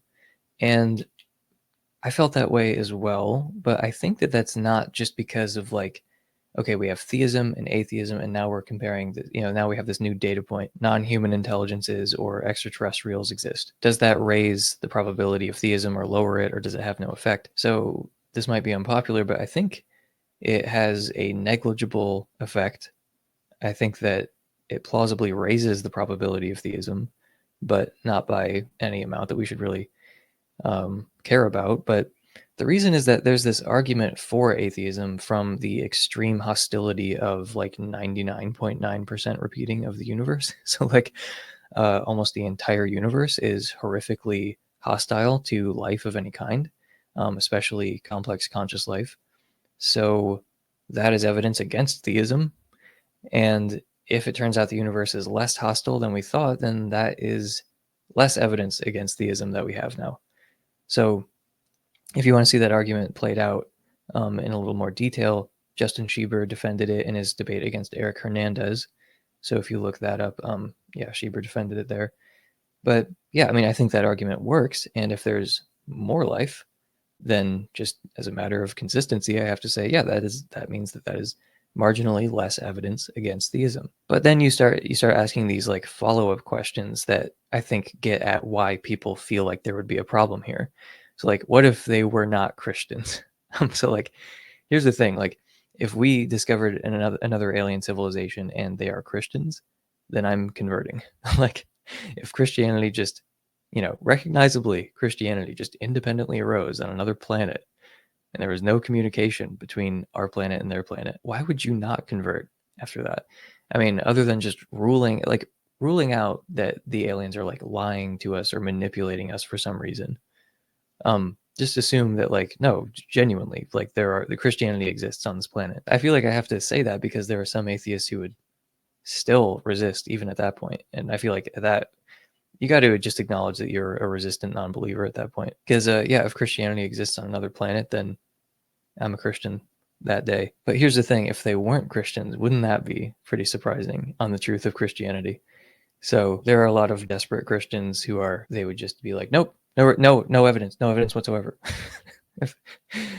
It's a little evidence against Christianity if like Christianity just doesn't exist in any form on this other planet. First of all, that just trivially follows where if you say like, okay, if Christianity on this other planet is evidence for Christianity, then the total absence of Christianity has to be evidence against Christianity. You cannot have your cake and eat it too there. But yeah, you don't even have to go that like probabilistic, Bayesian route. You can just think like intuitively, isn't it crazy that there are these like intelligent persons over there? I mean, if they're rational, wouldn't they be made in the image of God? I mean, when we say that we're made in the image of God, I don't think the point is that we're like bipedal primates or something. Like, it must be something about our minds, right? So I mean, if we're talking about the kind of aliens that we're thinking about, well, like, wouldn't they also be image bearers in that sense? And the idea that they just have no clue about Christianity, yeah, of course that's surprising. So would the laws of Christian religion apply to them? I mean, what are the laws of Christian religion? Like, love your neighbor as yourself? I mean, yeah, I would assume so. I mean, I would also assume that aliens would have like a different psychology than us. So, I mean, maybe there are like fundamental principles that would be similar, but maybe some of the specifics would be different. And finally, he says, why did the resurrection happen right here on Earth and not in another alien civilization? Isn't that suspicious? Well, I don't think so. I mean, the Christian has a lot of options here. So the first thing that came to mind was C.S. Lewis's Space Trilogy, where there are all these other intelligent civilizations, and it turns out that humans were the only ones that fell. Like, we were the only sinful ones that had to be redeemed. No one else had to be redeemed. I haven't read them, by the way. I've just heard this secondhand. But yeah, it's like humans were the only ones that needed redeeming. So yeah, that's possible.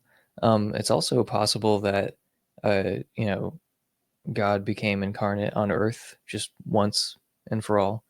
It's also possible that God became incarnate in multiple places. I mean, what is there some rule that says that can't happen? Like, oh, God can, a member of the Trinity can only incarnate once. Why? Like, I see some atheists present this kind of thing as like either, Jesus died for everyone in the universe's sins, or he incarnated multiple places. We have like multiple space Jesuses and stuff. And it's like, what exactly is the problem? Like, I can hear you saying this as if there's a problem, but I'm not clear on what the problem is. Like, why would there be an issue either way? Anyway, I do think some Christians are like maybe a little too flippant about this, where they're like, well, if there's a civilization that, they've never even heard of God or they've never heard of Christianity or anything, that's just a whole new civilization for us to proselytize to. Praise the Lord. And it's like, you are just, that is like, that is as psychologically desperate as an atheist who says like, it's no evidence for Christianity if Christianity arose independently on another planet. Okay, so Mana Karavada asks, are you a dualist or a physicalist? I haven't really thought about it. I mean, between those two, I'm more sympathetic to dualism by a lot. And he says, have you considered John Searle's position on the same? I'm kind of skeptical that John Searle has like carved out like a unique thing that is like truly distinct from the organization that like everyone else is kind of using. But yeah, I mean, John Searle, he has some good things to say, some bad things to say. That's my very interesting opinion about John Searle. Shantifier says, wouldn't solipsism be simpler than panpsychism, one mind instead of many, and also explain the data? Okay, well, you could say that about anything. You could say, wouldn't solipsism be simpler than the idea that other minds exist? Solipsism is pretty simple. um, so this kind of challenge is presented to people sometimes, and there are sort of three routes you can take. One is just saying, actually, I don't care about simplicity as a theoretical virtue, so it doesn't matter that solipsism is simpler than whatever it is, panpsychism or the thesis that other minds exist or what have you. Or you could say, well, okay, it is simpler, but there are other things we care about besides simplicity. Simplicity is not the only theoretical virtue, and it's not the only thing that we factor in when we're making epistemic judgments. So sure, it's simpler, but other things outweigh it. And another route you can take is that, oh, actually, solipsism is not simpler. I mean, like, the only way you could really do that is like breaking up simplicity into different kinds of simplicity. Like, you could have simplicity with respect to, the number of entities, the kinds of things, and with adjustable parameters. So this is like how Michael Huemer sets it up in Understanding Knowledge. And you could try to say, well, solipsism is simple according to this one measure of simplicity, this one kind of simplicity, but not with this other kind. Me personally, I kind of lean towards the first two options where I'm like, okay, solipsism is simpler in some sense. I mean, in some sense, it's about as simple as it gets, but it's not the only thing we care about. Simplicity is not the only thing that matters when we're making judgments about, what's most likely to be true. And sometimes I'm just like, maybe I seriously overestimated the importance of simplicity. Maybe it really doesn't matter that much as a theoretical virtue. I think there are plausible counterexamples to that. But yeah, so I do think simplicity matters, but I just think there are other things that we care about. So panpsychism wins out on like every other area. Like solipsism loses on every possible measure other than simplicity, right? So Pink Floyd Sound asks, any thoughts on idealism? Well, I mean, insofar as idealism is like overlapping with panpsychism, then I like it. But, if we're talking about like subjective idealism, like Berkeley's idealism, it ultimately, I mean, it seems like it's counterintuitive for not enough of a payoff. And I don't really get the reason why I would disregard my intuitions about the external world kind of being mind independent. It's like, so I think this table is real. It is not just like an appearance in my mind. There is something over and above the appearance in my mind that is independent of my mind and of God's mind, if God exists. It's not that I like can't see what they're trying to say. It's just like, it's extremely counterintuitive, but I don't see a reason why I should abandon my more commonsensical view about this. And when I say my commonsensical view, I mean a view that is compatible with panpsychism. So like we're like really leaving common sense far behind if we're embracing like Berkeley's idealism. And again, that's fine if it's sufficiently motivated, but I don't get the motivation for doing it. But yeah, insofar as Russellian panpsychism and, objective idealism or something, like to the extent that those are the same thing, then obviously I'm in favor of it. I just use a different label, in part just because. So I mean, let's just stipulate that these two views, objective idealism and Russellian panpsychism, that those are like the same view, at least in some forms. So why call myself a panpsychist? Well, ultimately, I think that people just get they get the wrong idea so reliably from idealism, where they think that you're talking about Berkeley's idealism, even if you repeatedly specify that that's not what you're talking about. Um, I would just rather say panpsychism. um, and plus, I like attaching it to Russell's structuralism specifically. So, average dude asks, which political system do you think is right? Fascism. Next question. No, I mean, political philosophy is something I've thought considerably less about in the past few years than I did when I was first getting into philosophy. So, like, Noam Chomsky kind of got me into political philosophy to begin with. When I was in high school, I was kind of like a juvenile libertarian. Like, I remember I ran into one kid who was like a real libertarian who like actually read like Rothbard and stuff like that, and he's like, "Oh, who's your favorite like libertarian philosopher?" I'm like, I just think weed should be legal. That war is bad. Like, what do you mean? Um, but yeah, so that's why I say like juvenile libertarian, because it was like, because I mean, when I was in high school, this is like I graduated in 2014, so like this is when libertarianism was kind of having its moment, and yeah, I just kind of got caught up in that zeitgeist, and I, I mean, it influenced me because when I came across Noam Chomsky, he was kind of like speaking a language that I was already, sympathetic to. But he was defending socialism, but like in the name of like individual liberty.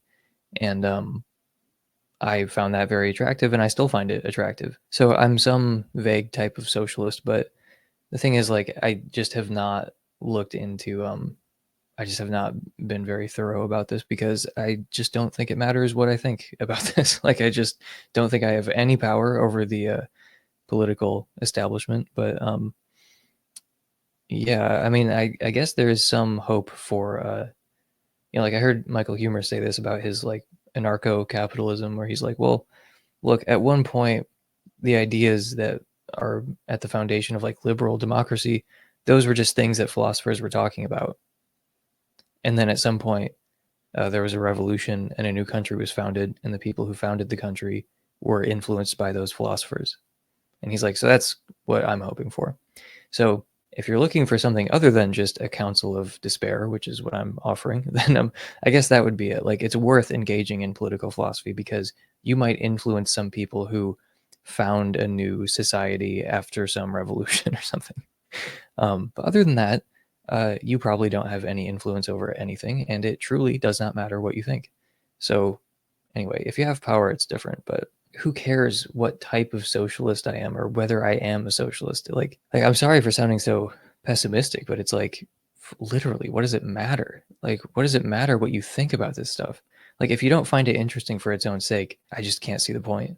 I guess that's why it engenders a kind of hopeless feeling in me in the way other philosophical subjects don't. It's like, well, look, I want to explain consciousness. I want an explanation of how the mind fits in with nature.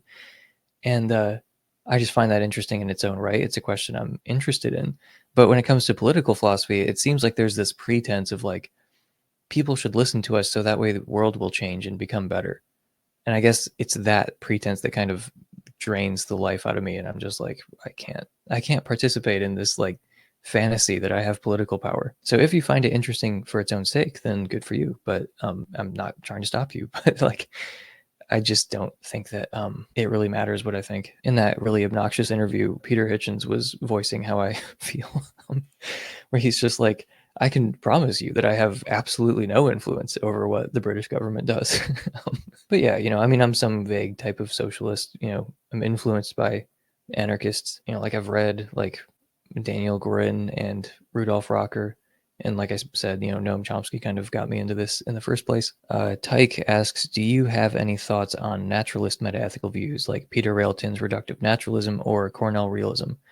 I remember seeing a video about Railton's view from Kane B, and I remember liking it at the time.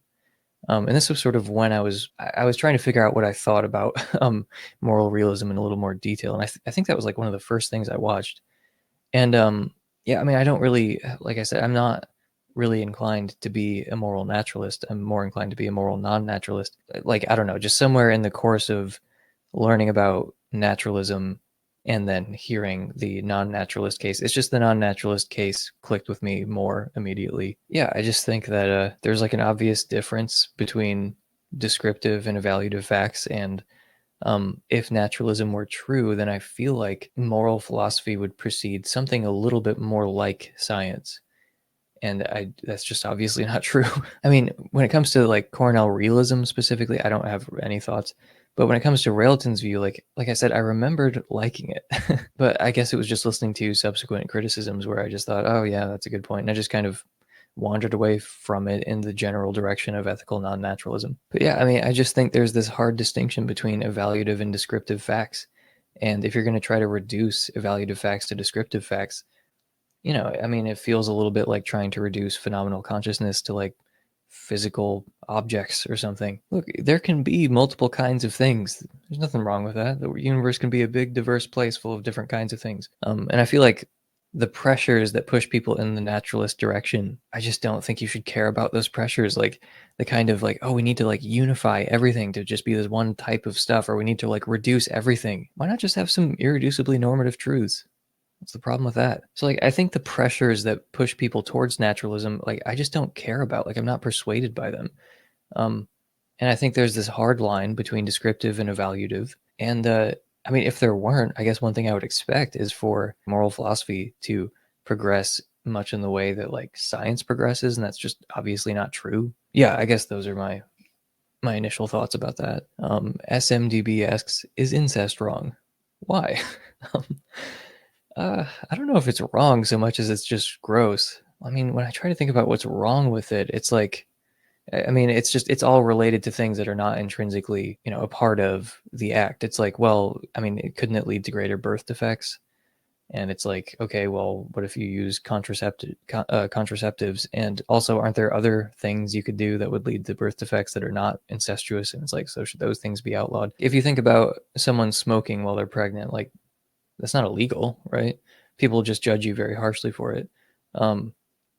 And like, but would it be illegal for a doctor to prescribe something that causes birth defects? I mean, I don't know the law, so I don't know, but it seems like it should be against the law for a doctor to do that. That would at least be like criminal negligence if they were unwitting. But the thing is, I'm not talking about the act in itself. I'm just talking about like predictable consequences of the act. But like if you use contraceptives or something, it's like, yeah, it's just one of those things that's just gross and like you shouldn't do it. And it's obvious why we would have the intuitions, if it does predictably lead to birth defects or it leads to like some kind of social breakdown or something. It's obvious why we would have the intuition that you just shouldn't do that. Yeah, and I mean, there are so many cases of incest that are wrong because like when you think of incest, if you're like me, the first thing you think of is Jonathan Haidt giving that like series of thought experiments to subjects, and you're at, like you kind of like anticipate everything that people normally say,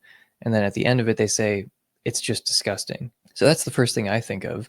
But maybe what you should be thinking of is not like some hypothetical case there, but the actual instances of incest that occur, which are probably older siblings raping younger siblings. Like that's probably, I mean, most of the cases of incest, the real cases that I've actually heard about personally, that's what it is. So I don't think that's, I mean, is that right? Yeah. So like, if you're talking about most cases of incest where there's a risk of pregnancy or it's like statutory rape, if not, just outright rape, then there's no question. It's like you have to invent, like Jonathan Haidt did for this experiment. Like you have to anticipate like 3 or 4 objections to create this like scenario where you have like 2 consenting adults who are using contraceptives and then never do it again and no one finds out about it. And it's like, and you have to just stipulate that all that's true. I might even be forgetting a condition or something. And then it's like, okay, is it wrong then? And that's when people say, well, it's just disgusting. So in that specific case, which represents probably no real cases, yeah, I can't really say it's wrong. I guess it's just gross. But in the vast majority of actual cases of incest, it is obviously wrong, but that's determined by like other features of the case more so than just the incest. And other things that I haven't even mentioned, like betrayal of trust, that sort of thing. So I mean, the short answer is yeah, it is wrong. But if you want to create some ethical thought experiment, and it does seem distinct from other things that we say are, perhaps intrinsically wrong or like intrinsically impermissible or something like that. But yeah, in practice, in almost all cases, in almost like all real cases, yeah, it is wrong. Mendozum asks, when will you have some Mormons back on your show? I was just thinking about this actually. I kind of want to have Joseph Lawal and maybe someone else on to like, just learn some more stuff about like LDS theology and, maybe talk about like Orson Pratt's panagentialism. He has a good video about that. Or maybe about the Are Mormons Christians debate. LDS philosophy also has a good video about that. Or maybe I was also thinking about like hosting a debate between like a Mormon and non-Mormon Christian. Or some kind of debate where Mormonism is on one side of it. Whether it's between an atheist and a Mormon or like, a Protestant or Catholic versus a Mormon. I don't know. But I mean, that's sort of what has been in the back of my mind. Or maybe I'll debate a Mormon. I don't know. I mean, I did kind of mention when I spoke to Tarek that I wanted to make a case against theism that was more tailored to the kind of finitist, like monotheism of LDS. So maybe I should get around to doing that. Arthur Rodriguez asks, why atheist and not agnostic? If the philosophical content on the internet is confusing and not worth my time, where can I find quality philosophy that doesn't waste my time in some way? So I think he's referencing a tweet that I posted yesterday where I said most atheist content online is just totally confused and not worth engaging. The same goes for apologetics content. But yeah, he says, if the philosophical content on the internet is confusing and not worth my time. Well, I said it was confused, but where can I find quality philosophical content that doesn't waste my time? Well, I mean, the fact is you're going to find it more in writing than you are going to find it on YouTube. If you go back to that question about my favorite atheist and theist philosophers, if you find stuff from them, feels weird calling it content, but yeah, if you find stuff from them, then that would be high quality. And usually when they appear on YouTube, it's a high quality conversation, but oftentimes it's ruined by the fucking idiots who they talk to. But why atheist and not agnostic? I mean, the boring answer is just that I think the cumulative case against theism makes it more likely that God doesn't exist than not.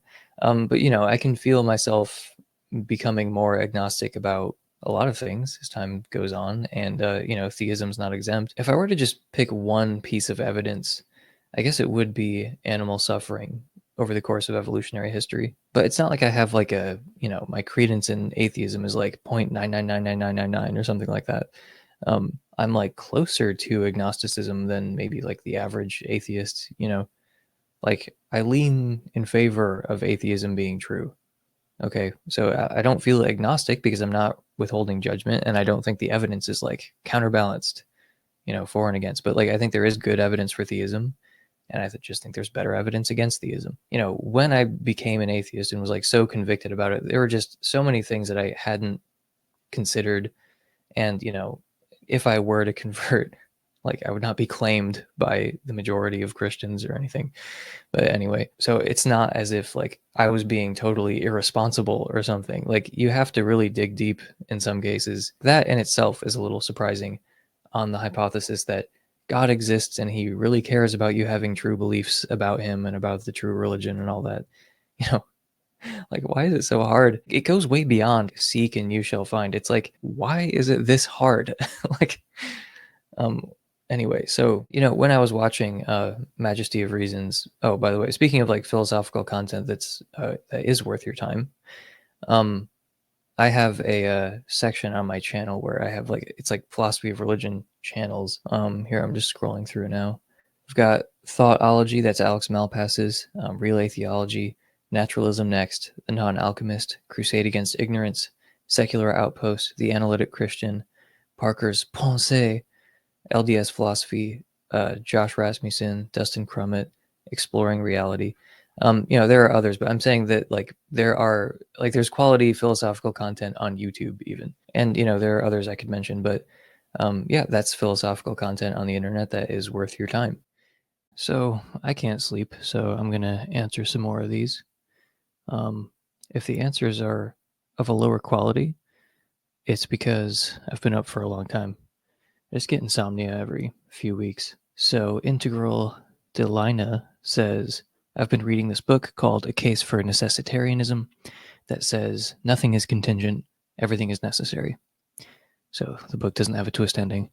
If the book was right, it would be the end for both fine-tuning and psychophysical harmony arguments, since they rely on metaphysical improbability, and in a world in which everything is necessary, nothing is improbable, since the metaphysical probability of a necessity, I believe, is always 100%. But the author, Amy, says that there are some necessary things that aren't caused.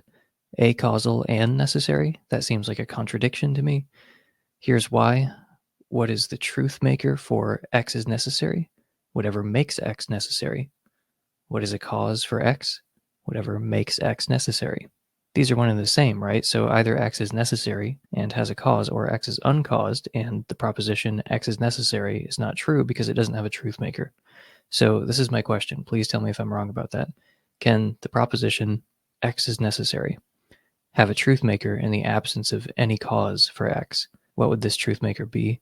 How would it not be a cause for X? Thanks. I think I disagree with almost everything you said, actually. So I don't think it would be the end for fine-tuning and psychophysical harmony arguments, because I don't think they actually rely on metaphysical improbability. I think they rely on epistemic improbability. So you can still, this is addressed in the psychophysical harmony paper, where they say, this is in the section against physicalism, because physicalism says that the psychophysical correlations are metaphysically necessary. And, it's just a brute necessity, totally unprecedented in nature, no big deal. But anyway, they say it's necessary. The point in the paper was that doesn't really undermine the subjective inference, So if you're talking about epistemic probability, then we're talking about type B physicalists in this context. So they grant that it's conceivable that we can switch around the psychophysical correlations, and therefore they grant that it's epistemically possible that there could have been psychophysical disharmony. And that should still, that leaves open the door for the argument. So, and the same goes for the fine-tuning argument. So the thing that helped me understand this point was actually talking about necessitarianism. There was an example in the preprint that said, okay, imagine Spinoza was right. Imagine necessitarianism is true. The arrangement of the stars in the sky is necessary. But when we look up at the stars, astronomers make a discovery. It turns out in the stars is written, I am the Lord your God. Repent and be saved. Jesus is Lord, or something. So, there's just some Christian message in the stars. Astronomers make this discovery. Would that not be evidence for Christianity? Because the point is that it seems like it obviously would. And if someone tried to argue against that evidence by saying, well, look, necessitarianism is true. We all agree that necessitarianism is true. So that arrangement is metaphysically necessary. The odds of that obtaining are 100%. So I would not find that convincing. And I think the reason is that necessitarianism wouldn't undermine our ability to reason probabilistically. So it's epistemically possible that these stars could have not been arranged in that way, even if it was metaphysically necessary. So that evidence should still be factored in, unless you think necessitarianism would literally undermine all probabilistic reasoning of all kinds. I don't think it would. And based on the way you phrased the question, I don't think you would go that far. The dispute would be over whether the fine-tuning and psychophysical harmony arguments can run on epistemic probability, or whether they need, some actual like metaphysical contingency, or else they can't work. And I think that you could still run both of those arguments, even if necessitarianism were true, for the basic reason that necessitarianism would not undermine all probabilistic reasoning. So yeah, I mean, I guess the part of the psychophysical harmony paper that's most relevant to this would be the section on physicalism. But the author, Amy, says that there are some necessary things that aren't caused. Acausal and necessary, that seems like a contradiction.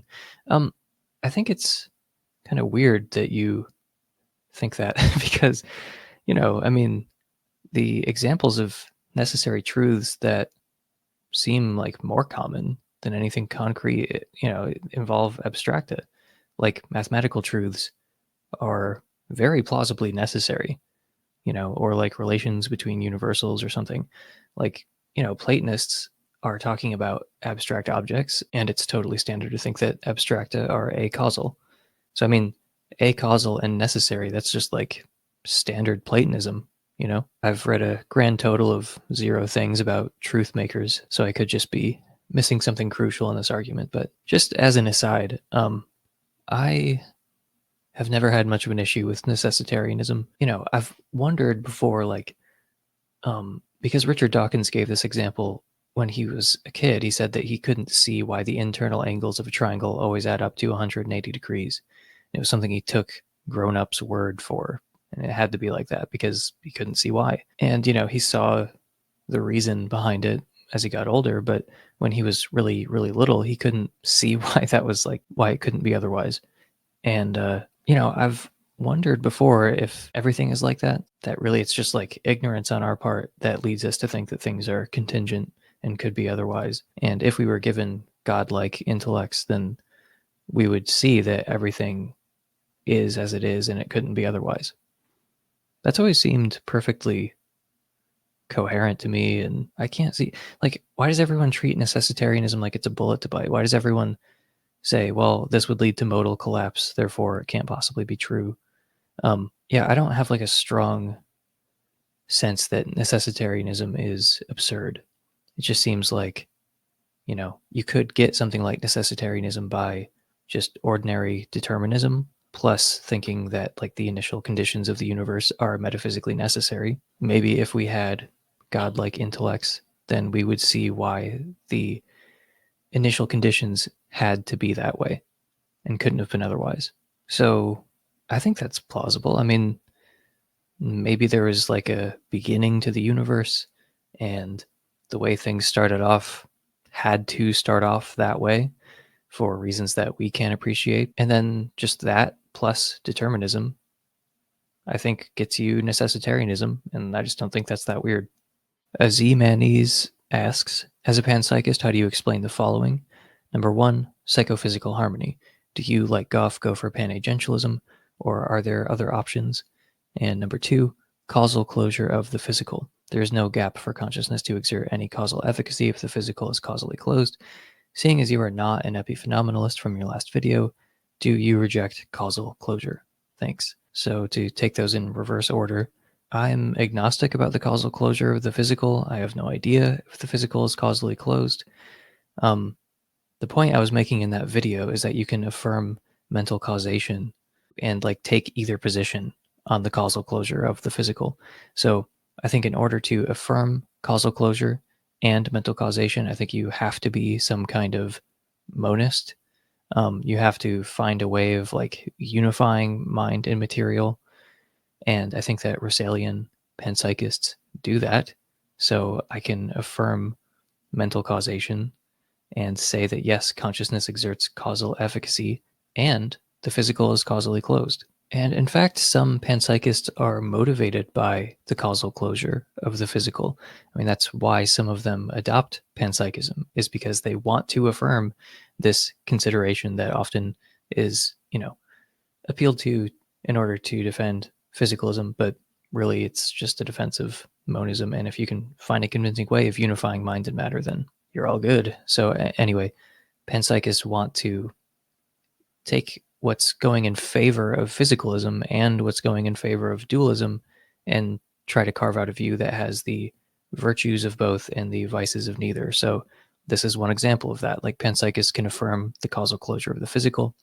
They can be stunned into silence by, the correlations between the brain and the mind, just like physicalists think we all should be, I guess. And they can also affirm the arguments for dualism, like the knowledge argument and the conceivability argument. So that's kind of the point, is that you can have the advantages of both dualism and physicalism with neither of the trade-offs, or at least that's the thought. As for psychophysical harmony, do you go for panagentialism, or are there other options? So I kind of do go for panagentialism. Goff's strategy, like he says, there's this push towards psychophysical harmony because there's this push towards the rational. And panagentialism is how you get this push towards the rational, because conscious creatures are disposed to respond rationally to the character of their experiences. It's not the only option, so like natural teleology, I guess, is the other one that I take really seriously. But I don't have like a really well-defined strategy for dealing with psychophysical harmony, because I just keep learning more stuff about it as time goes on. So it seems kind of weird to like really become like ossified in my response to it. So panagentialism is a good response. I think theism is arguably like a less good response, even though it's probably like the simplest. I mean, it seems like it's the only solution where you've got like basically a one-word answer, where you've plausibly got a mechanism for bringing about psychophysical harmony and like a motivation for why that would obtain. And I mean, there's sort of different strategies for dealing with psychophysical harmony. There's like the totalizing top-down strategies like God or panagentialism or natural teleology. And then there are kind of bottom-up ways of dealing with it, where you kind of chip away at the phenomenon. So you might make an argument for semantic externalism that kind of chips away at psychophysical harmony. You might make an argument for the phenomenal powers view, and that kind of chips away at like some subset of hedonic harmony. So you could kind of find different views here and there that would chip away at the problem, maybe even just like 1 percentage point at a time. And it's more like death by 1,000 cuts, instead of like one top-down thing that answers all of it. Like, well, we've got this omnipotent designer, who plausibly has some reason for bringing about this valuable thing. So, I mean, I definitely haven't explored all of the separate strands of the bottom-up approach, but yeah, I mean, when it comes to the top-down solutions, I guess panagentialism and natural teleology are the ones that I think about the most, but I don't have really settled views on this. So Noah says, "Hey Emerson, thank you for everything you do on this channel. It's been very helpful." Well, thank you. My question, if you have time, what are your thoughts on Immanuel Kant's transcendental idealism and potentially how it relates to free will? As I understand it, Kant's view is that while there is a real objective world out there, our subjective experiences of that world don't represent it as it really is, and not just in a superficial way, like you see colors differently than me, but in a deep sense of space and time may just be subjective constructs of the mind. I ask because this view seems to afford a unique perspective on libertarian free will and consciousness in general. A transcendental idealist might say, consciousness and all its weird quirks emerge from some unexperienced part of the world as it really is. In other words, there is more to reality than the substances and laws revealed by science and human cognition. Our inability to fully understand consciousness and all related issues would be a limitation of our human perspective. The truth is out there, we just can't grasp it. Nice. If this is the case, there may be certain things like libertarian free will that are real even if we can never fully understand how they work. This doesn't guarantee that libertarian free will exists or is even possible, but it does seem like it opens the door for it, among potentially many other things. It also seems like it would discourage the use of human reason to explore deep or fundamental parts of reality, something many philosophers might be uncomfortable with. Yeah, that's a really thoughtful question. This one part of your question, our inability to fully understand consciousness would be a limitation of our human perspective. The truth is out there, we just can't grasp it.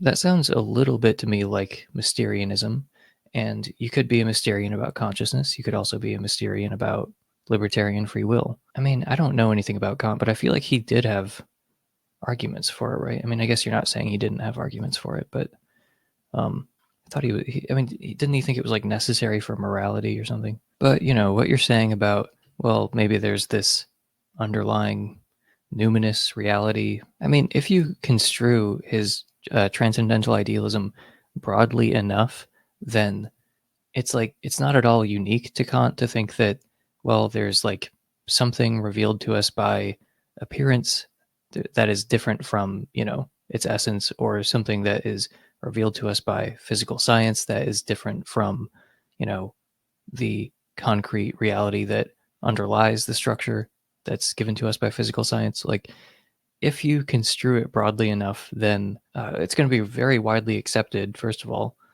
and it like might not be best expressed in Kant. I mean, first of all, I can understand what Bertrand Russell was saying, and Kant seems to have inspired an infinite number of incompatible interpretations of what he was trying to say. So, I mean, construed broadly enough, then what Kant is saying has been said by other people more clearly, and it arguably doesn't leave the way open for all this potentially weird, mysterious stuff that you're alluding to.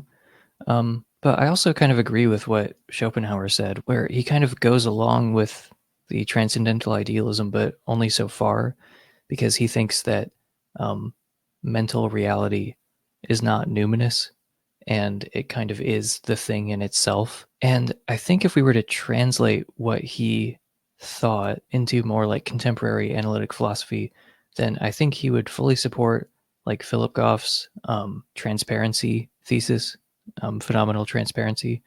And I think he would agree with David Chalmers that, like, phenomenal consciousness is the only intrinsic, non-relational nature that we know of. And consciousness, I think, contrary to taking it as like this weird thing with a bunch of quirks that we're going to attribute to some unexperienced numinous reality, like, I think it is more plausible to take Schopenhauer's view on this, which, let me just read what he said about it. On the path of objective knowledge, thus starting from representation, we shall never get beyond the representation, in other words, the phenomenon. We shall therefore remain at the outside of things. We shall never be able to penetrate into their inner nature and investigate what they are in themselves. So far, I agree with Kant. But we ourselves are the thing in itself. Consequently, a way from within stands open to us, to that real inner nature of things, to which we cannot penetrate from without. It is, so to speak, a subterranean passage, a secret alliance which, as if by treachery, places us all at once in the fortress that could not be taken by attack from without.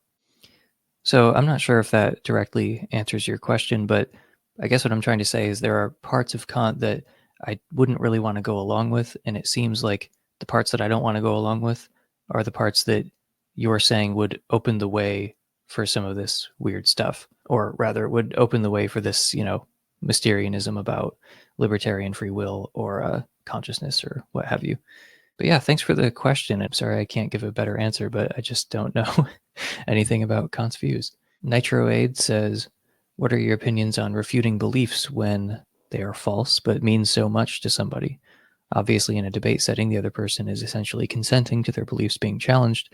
But what if you simply believe that a friend or family member is entering more and more radically into something like Christianity?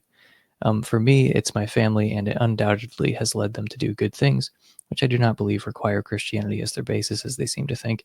But their resulting beliefs are probably false, unjustified, and metaphysically radical. For example, there is a spiritual realm that gives power to and influences many things in the world. To what extent is it morally obligatory or justified to refute false beliefs?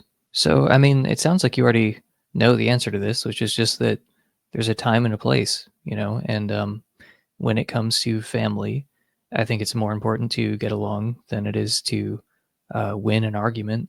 I think it's more important to like keep the family together. I mean, assuming it's like an otherwise healthy family, yeah, I think it's just more important to keep the family together and to not cause strife and division pointlessly. So if you can have discussions about religion that are not like hurtful, or it doesn't make people feel like they're personally being betrayed or something like that, um, then yeah, that's fine. But I'm just saying, like, you should you should not sacrifice like having a cohesive family just because it's like, well, they're wrong.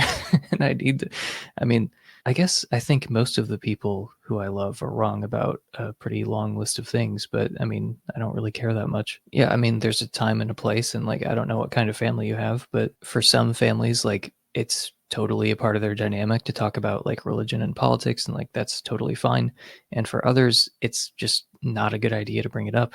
But one thing that upsets me, that I see from coming from both directions, um, though usually it is the religious people in the mix who decide to like take like a principled stand, and they're just like, whenever you choose to stop believing what you're believing, then we'll love you again. But they're just like, yeah, it turns out our love is conditional, and that sucks. And I'm glad that people in my family didn't do that. I'm glad that they chose, loving each other and like having a family that was together, as opposed to being like, you need to agree with us about, all of our religious views, or else, we're just going to have to be separate until then.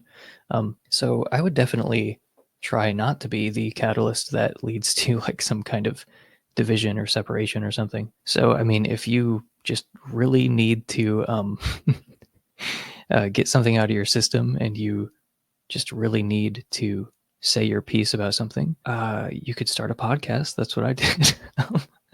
Man, there's no better cure for me trying to talk to everybody about religion and philosophy and stuff than starting a podcast, because now I almost never talk about it in my like work life. Like, I'm capable of having friendships and relationships that are not based on um like just talking about philosophy, and I was not capable of that for a few years.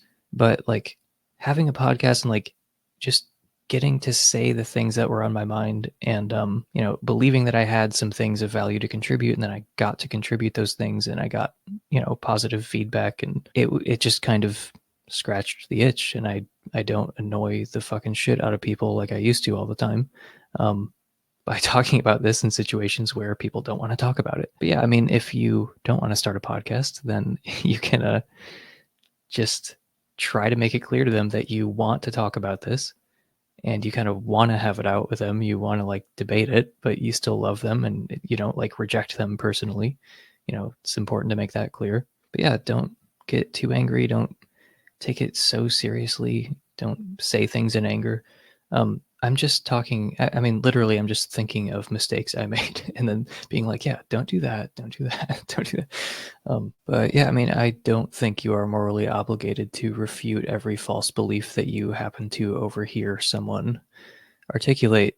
Um, I think that if you are itching to do that, then you need to seek out the kinds of situations where it's appropriate to engage in a debate. Like, if that's something that is just really in you, that you got to do, then I would just seek that kind of setting out. But if it would be a problem to like bring it up at Thanksgiving, then maybe just don't bring it up at Thanksgiving. Jeff Kane asks, is there any profound nugget of wisdom you would contend Christianity has first or exclusive ownership of?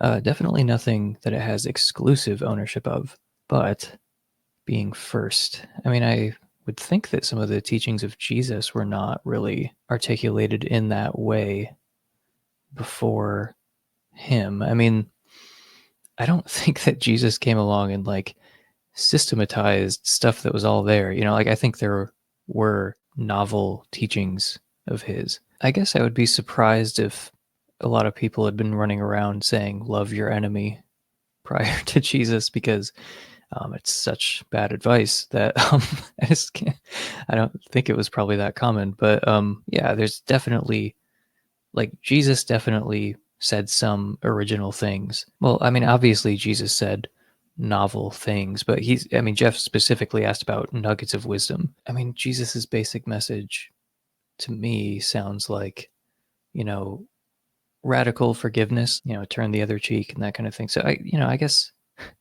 it's hard because I do admire Jesus as like a moral teacher, like overall, but like his radical forgiveness is like too radical for me. But, I guess his kind of, okay, so Jesus's teachings. It seems like repeatedly you have a pretty strong condemnation of wealth. You should give up your possessions. You should help the poor. You should turn the other cheek. You should be pretty much endlessly forgiving. I mean, I know that's not in depth. Okay, just calm down, everybody. Yeah, I mean, I guess his message of, I mean, first of all, that particular combination of things is probably unique to Jesus. When I think about that thread of like radical forgiveness, I guess that is plausibly unique to Christianity. First or exclusive ownership of. Yeah, I mean, yeah, I guess I'd have to say radical forgiveness, even though I can't like go as far as Jesus seems to advise. But yeah, the other Caleb asks, what are your thoughts about the analytic continental divide? Well, look, I'm interested in analytic philosophy, and I am less interested in continental philosophy, even though I'm not as negative about it as seemingly most analytic people are. But yeah, just I like analytic philosophy because it seems to emphasize clarity in a way that continental philosophy does not. So like I can tell what analytic philosophers are saying generally, and I generally cannot tell what continental philosophers are saying. So yeah, I mean, continental philosophy is in general more frustrating to me, but I don't think it should all be thrown out or something. Like there are profound things that I've found in continental philosophy, like in the existentialists, for example. But the thing is, like, why should every true and profound thing lend itself to like the mathematical precision that analytic philosophy strives for? Like the kind of rigor, to use a favorite word among analytics. Like, why would every true and interesting thing lend itself to like the kind of vocabulary that analytic philosophy uses? Like, yeah, maybe some true and profound things are hard to say and it takes 1,000 pages to say them. Why wouldn't that be true? So it's not like I think continental philosophy is like a heap of garbage or something. It's kind of frustrating to me in some ways because it is so unclear most of the time, and there usually aren't arguments for what they're saying. There was this interesting interview with Michael Huemer on Parker Spence's about the analytic continental divide, and I like largely agreed with what Huemer said, but I think he's just too harsh about the continentals overall. So if you've got like a spectrum here, like if Huemer's way over here, then like I'm definitely farther towards the middle. But like, look, I'm interested in analytic philosophy at the end of the day. Like 99% of the philosophy I read is analytic philosophy. I remember Existential Comics had this, I think it was just a tweet where he said like the analytic continental divide basically comes down to math nerds versus theater kids.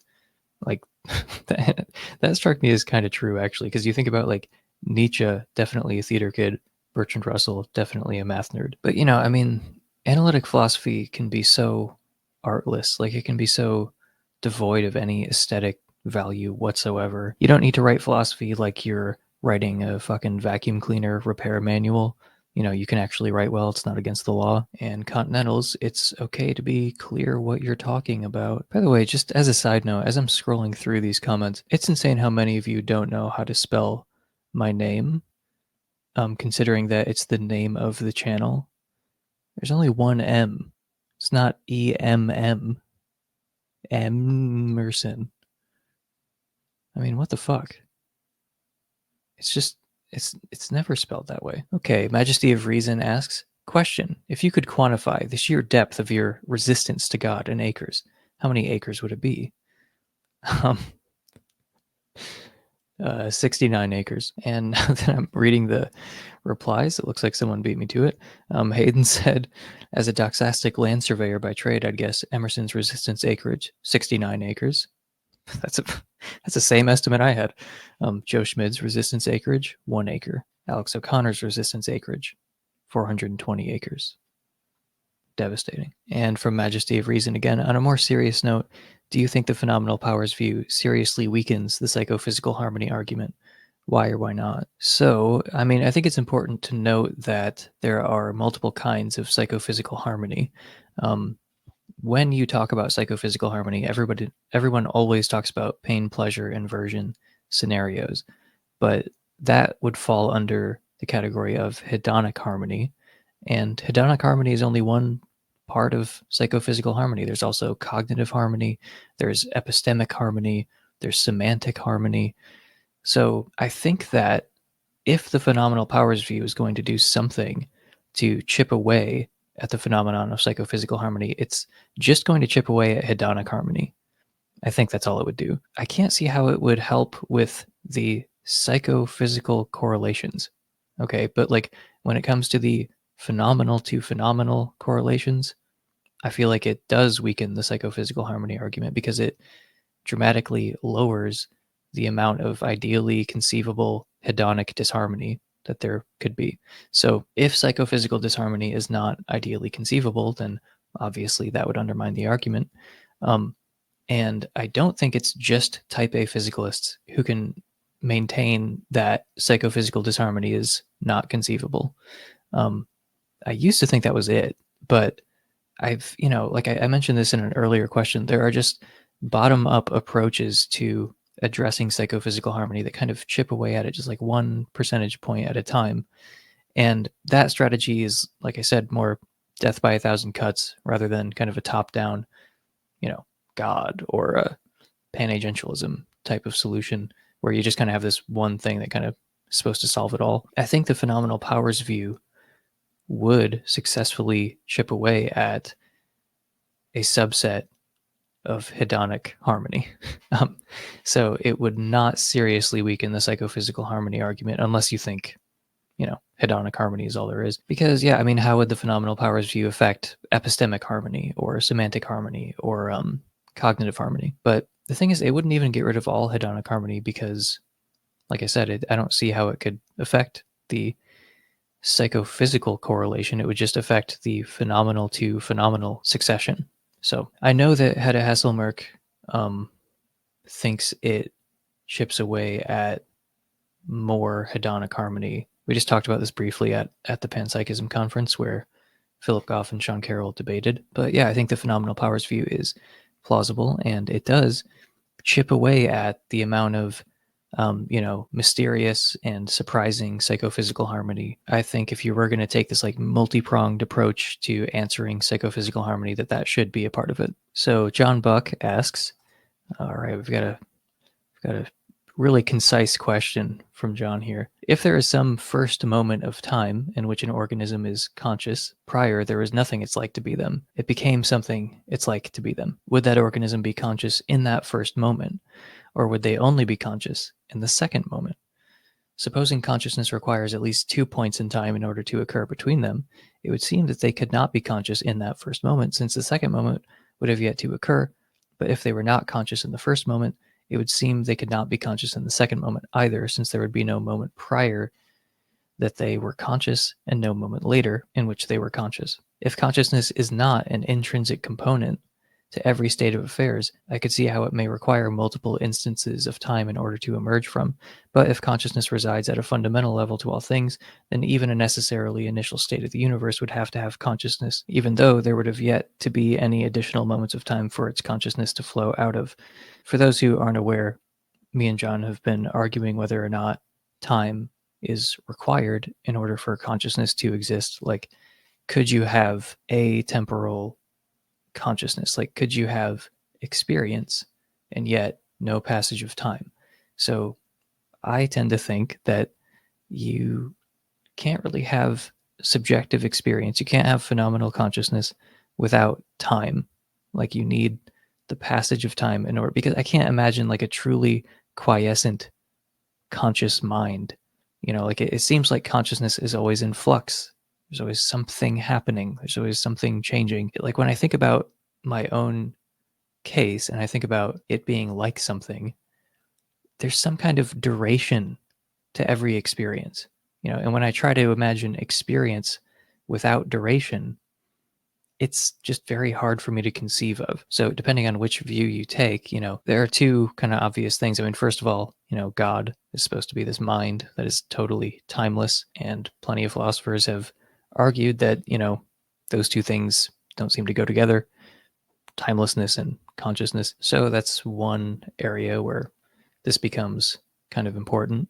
And another area is panpsychism, because if you think that, for instance, time is not fundamental, then consciousness couldn't be fundamental if you think that you can't have consciousness without the passage of time. Another way of putting what I think is that consciousness is not the kind of thing that can exist for no duration.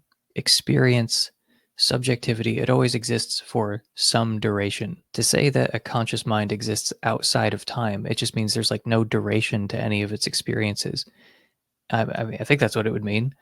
And at that point, I just don't know how it could be like anything. Maybe that's just because I am constantly experiencing this stream of consciousness. So it's just a failure of imagination on my part to imagine a different kind of existence where there is no stream of consciousness, but it's still like something. I mean, one definite area of disagreement, I think, is that, based on the way that John is phrasing this question, it sounds like moments of time are these discrete things. So I think that time is infinitely divisible. It just makes sense that, however long you're thinking of, you could always just say, yeah, but what about half as long? Just take that amount of time, like that unit, and then just cut it in half. You can do the same thing with space.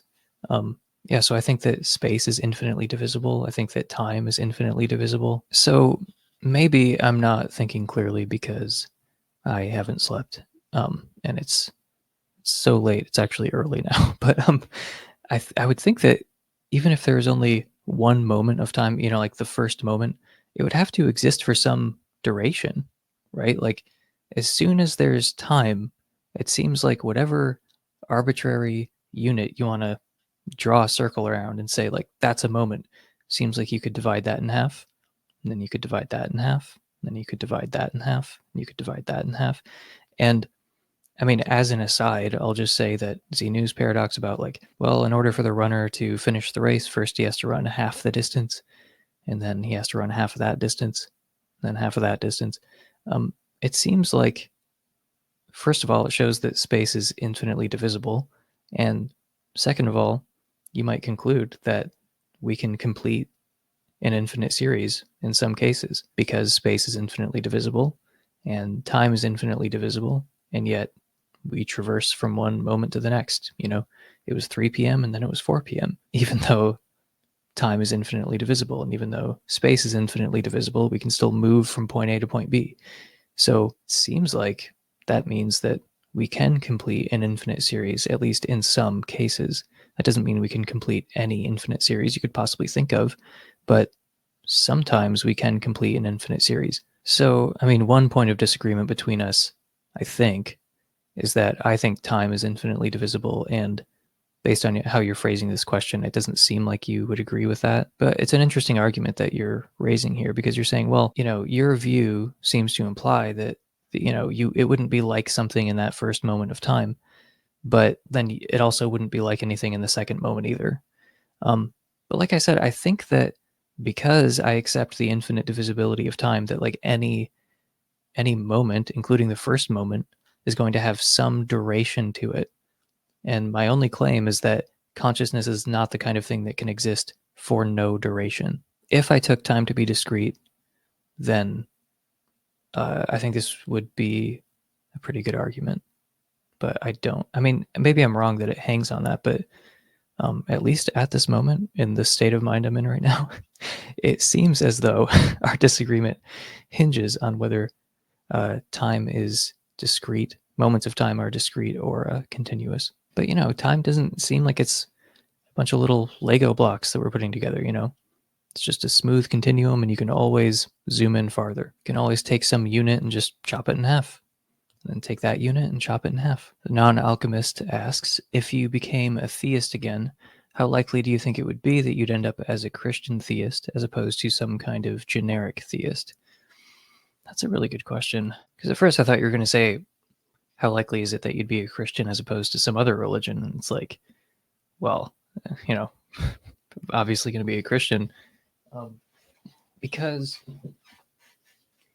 that is the only way that I really know how to interact with religion. It's the only way that comes naturally to me. And it's the only window through which I can really understand the divine. Like, if we're just talking about organized religions, like, obviously it's got to be Christianity for me. But, comparing Christianity to generic theism, which is definitely more defensible, like, if you're just taking Christianity and then shaving off all of the most specific, least supported things. I mean, like, look, generic theism is more defensible than Christian theism if you're just trying to, like, win a debate or something. But the thing is, like, I would almost certainly end up a Christian theist. Why not just take advantage of the existing Christian structure that exists to pursue that? Like, just use Christianity as a paradigm to try to gain a better understanding of the divine reality, instead of just trying to do it on my own, which I could still do,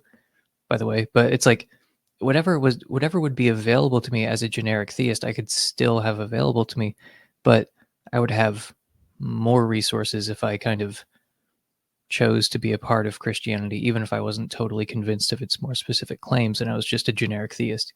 It's like, okay, this could still be a useful framework to put myself within. And obviously, there's like just the community aspect. Like, there are other reasons to be a Christian that go beyond, like, well, I think it's plausible or something. It's like, well, Christianity obviously serves social functions for us, so I would want to be a part of a Christian community, not just any Christian community. I mean, like, many Christian communities I would want nothing to do with, but that wouldn't really make me unique among Christians. But yeah, it's like, I would want to be a part of certain Christian communities.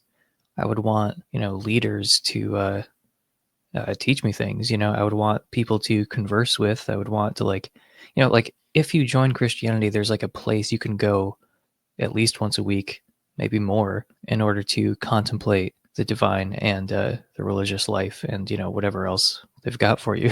But if you're a generic theist, then it's all just on your own. So I think I would welcome the framework, even if I didn't, like, explicitly affirm Christian theism. I would still de facto be a Christian theist. I would want to draw from that tradition. I would want to take advantage of those resources, because ultimately I would be some kind of, like, universalist, inclusivist theist. So that leaves room for Christianity being special. It also leaves room for Christianity not being special, but still a perfectly legitimate window through which one can see the divine. So yeah, I don't know. Generic theism, obviously more defensible than Christian theism, but if I became a generic theist, I would still act like a Christian theist either way. So Zarla asks, what are your thoughts on finite theism, and do you think it's compatible with traditional religion? Yeah, so I've hosted 2 debates about finite theism, and I kind of chimed in here and there with my thoughts about it. Like, I think that it gives theists a non-moral way of diminishing the problem of evil. So I think that, well, I mean, take like Josh Rasmussen's analogy with the different bowls and jars and containers on a table in front of you, and you've got this pitcher of red liquid, and the red liquid represents all the evil in the world, and these different containers on the table represent theodicies and defenses and just different explanations of the evil in the world that theists have offered. And, there's no one container that's going to do it all, but the idea is that maybe together they can all hold the red liquid that is in the pitcher, and maybe there will be a little left over in the pitcher. Maybe there will be a lot left over, which is my opinion. But the finite theist has one more container on the table that the theist who believes in, like, a maximalist, unlimited God does not have. And further, this extra resource that the finite theist has that the other theists don't have is not like a moral explanation of the suffering in our world, which I think is an advantage, because it is hard to morally justify a lot of the suffering that happens in our world, especially in nature. So I think the fact that they can offer a non-moral justification, one that's just sort of logistical and based on God's limitations in power, like, human beings are not culpable for the existence of cancer, for instance, because, like, we can't get rid of it. Like, we're trying, we're doing the best we can, but, like, we're not like, it's not like, oh, shame on you, you're allowing cancer in the world. It's like we can't eliminate cancer, at least not at this point. Okay, now imagine if we had the power to eliminate cancer, but we just didn't. And we said, well, look, there's a moral justification for allowing the amount of cancer that we see in the world. What bullshit could I possibly say after that to justify the continued existence of cancer? Because like that's basically what theists have to do, because God has the cure for cancer and he's not sharing it with anybody. So just think of the it's hard to overstate the difference between those two situations. And by the way, another advantage of the finite theism side of things is that it's not incompatible with the moral justifications. So if you think that like the standard theodicies and defenses are like, totally convincing, well, it's not like, that moral justification would vanish if you affirmed finite theism. Like that container is still on the table for you as a finite theist. But if you're a finite theist, you have a container that the other theists don't have. The fact that you don't have to fully rely on moral justifications for, pediatric oncology wards, I think is a pretty big advantage. The challenge is obviously to come up with some kind of model of God that is not just like totally arbitrary. What exactly are those limitations? Why do we have those limitations instead of slightly different limitations? So this is all predicated on the idea that the finite theist can come up with a model of God that is, compelling. But as to whether this is compatible with traditional religion, yeah, definitely. I mean, especially if you look at the Old Testament, it's like it makes for a more comfortable fit, with some of the Old Testament stories. Certainly compatible with Mormonism. I mean, that's just standard for Mormons that they believe in like a finitist God. Speaking of Mormons, LDS Philosophy asks, top 3 philosophers who are wrong about everything. Me, I'm number 1. Okay, top 3 philosophers who are wrong about everything. I mean, I can't really think of any philosopher who's like literally wrong about everything. Sorry to nitpick, but like a philosopher who's wrong about like, like I just strongly disagree with seemingly everything they say. Someone who comes to mind is actually Wittgenstein. The way that people fawn over him versus what I've read, it's like I don't see why he's like as venerated as he is. So I guess he would fit the description of like great philosopher who I think is probably wrong about everything. Richard Swinburne comes to mind, because I mean he's like undoubtedly a great philosopher, but he comes to a different position than I do on pretty much everything. But I mean, I think the one who's got to take the cake is probably Hume. I mean, David Hume is wrong about such an impressive list of things, but I mean, he's obviously a genius, and unlike a lot of philosophers, he's actually like a pleasure to read. But yeah, honorable mention, Dan Dennett, I guess. His compatibilism saved him from being in the top 3. Jimmy Tux TV asks, is it true that you just went to PragerU to be celibate with the co-eds and become a good religious con artist leader? I was celibate with the co-eds at PragerU. I did go there just to become a good religious con artist leader. But your question was, is it true that you just went to PragerU just to be celibate? I mean, no, those are not the only 2 reasons I went to PragerU. This probably doesn't need to be stated, but I recorded my responses to these questions off the cuff, didn't write anything in preparation. But for whatever reason, this question inspired me to organize my thoughts a bit more and write out my response. Can't really explain why, just happened. So David Loves Yeshua says, first of all, thank you, Emerson, for opening up my mind to many interesting perspectives outside of the reductionist versus scientifically illiterate nonsense binary, especially with regards to panpsychism and phenomenal conservatism. As far as I can tell, you don't really take moral anti-realism too seriously, which makes sense if and only if all of the options essentially concede or try really convoluted ways of not conceding the Nazis were bad test. But I was wondering if moral subjectivism has more options than just personal and cultural relativism, plus divine command theory, of course. Specifically, my question is, what do you think about moral subjectivism with regards to humanity as a whole? Or to restate, something like normally functioning humans as the collective observers morality is stance dependent upon. It never made sense to me that any of you could end up with Nazism or insert similar moral abhorrence being morally acceptable, rather than at best a consequence of having some very important false factual beliefs.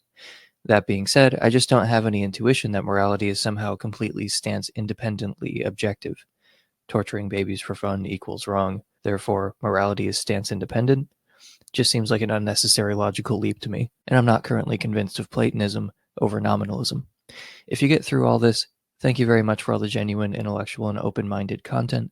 Hopefully I can become a patron at some point after I'm not broke. Well, thank you for that, David.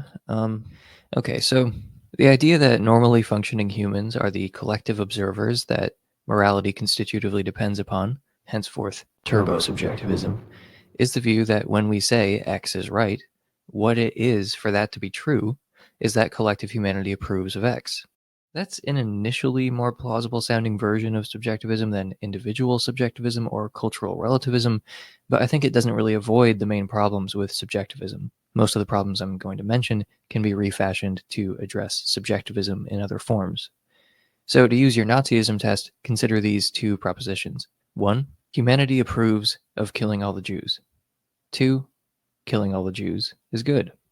So on the face of it, the first proposition does not seem to lead us to the second one automatically. But that is the view under consideration. The truth of one is just what it is for two to be true. In our world, the following happens to be true. Humanity disapproves of killing all the Jews. Given the truth of turbo-subjectivism, this is what makes it the case that killing all the Jews is bad. The badness or wrongness of genocide here constitutively depends on the approval/disapproval of humanity collectively. And to me, this sounds like an implausible reduction of moral truths.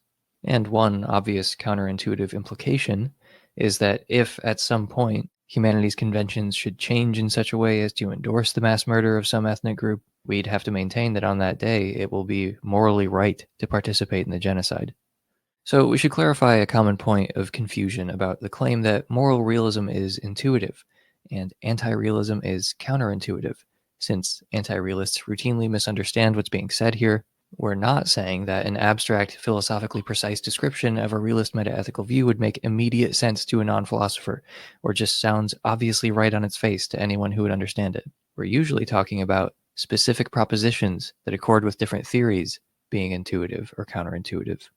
Both a realist and a subjectivist can say, beating up a baby is wrong, but there are propositions and descriptions of states of affairs, like the Nazi test above, that are perfectly consistent with subjectivism, though not realism, that are extremely counterintuitive. When I defend moral realism, I don't generally just say moral realism is intuitive. Like, I appeal to more specific intuitions, right? So you have things like, if most of society approved of torturing babies, would it be all right to torture babies? And like, most people find it intuitive that you shouldn't torture babies even if most of society approved of it. Okay, and so that's supposed to show that subjectivism is wrong. And then like, hey, is it false that torturing babies is wrong? Like, no, it doesn't seem false.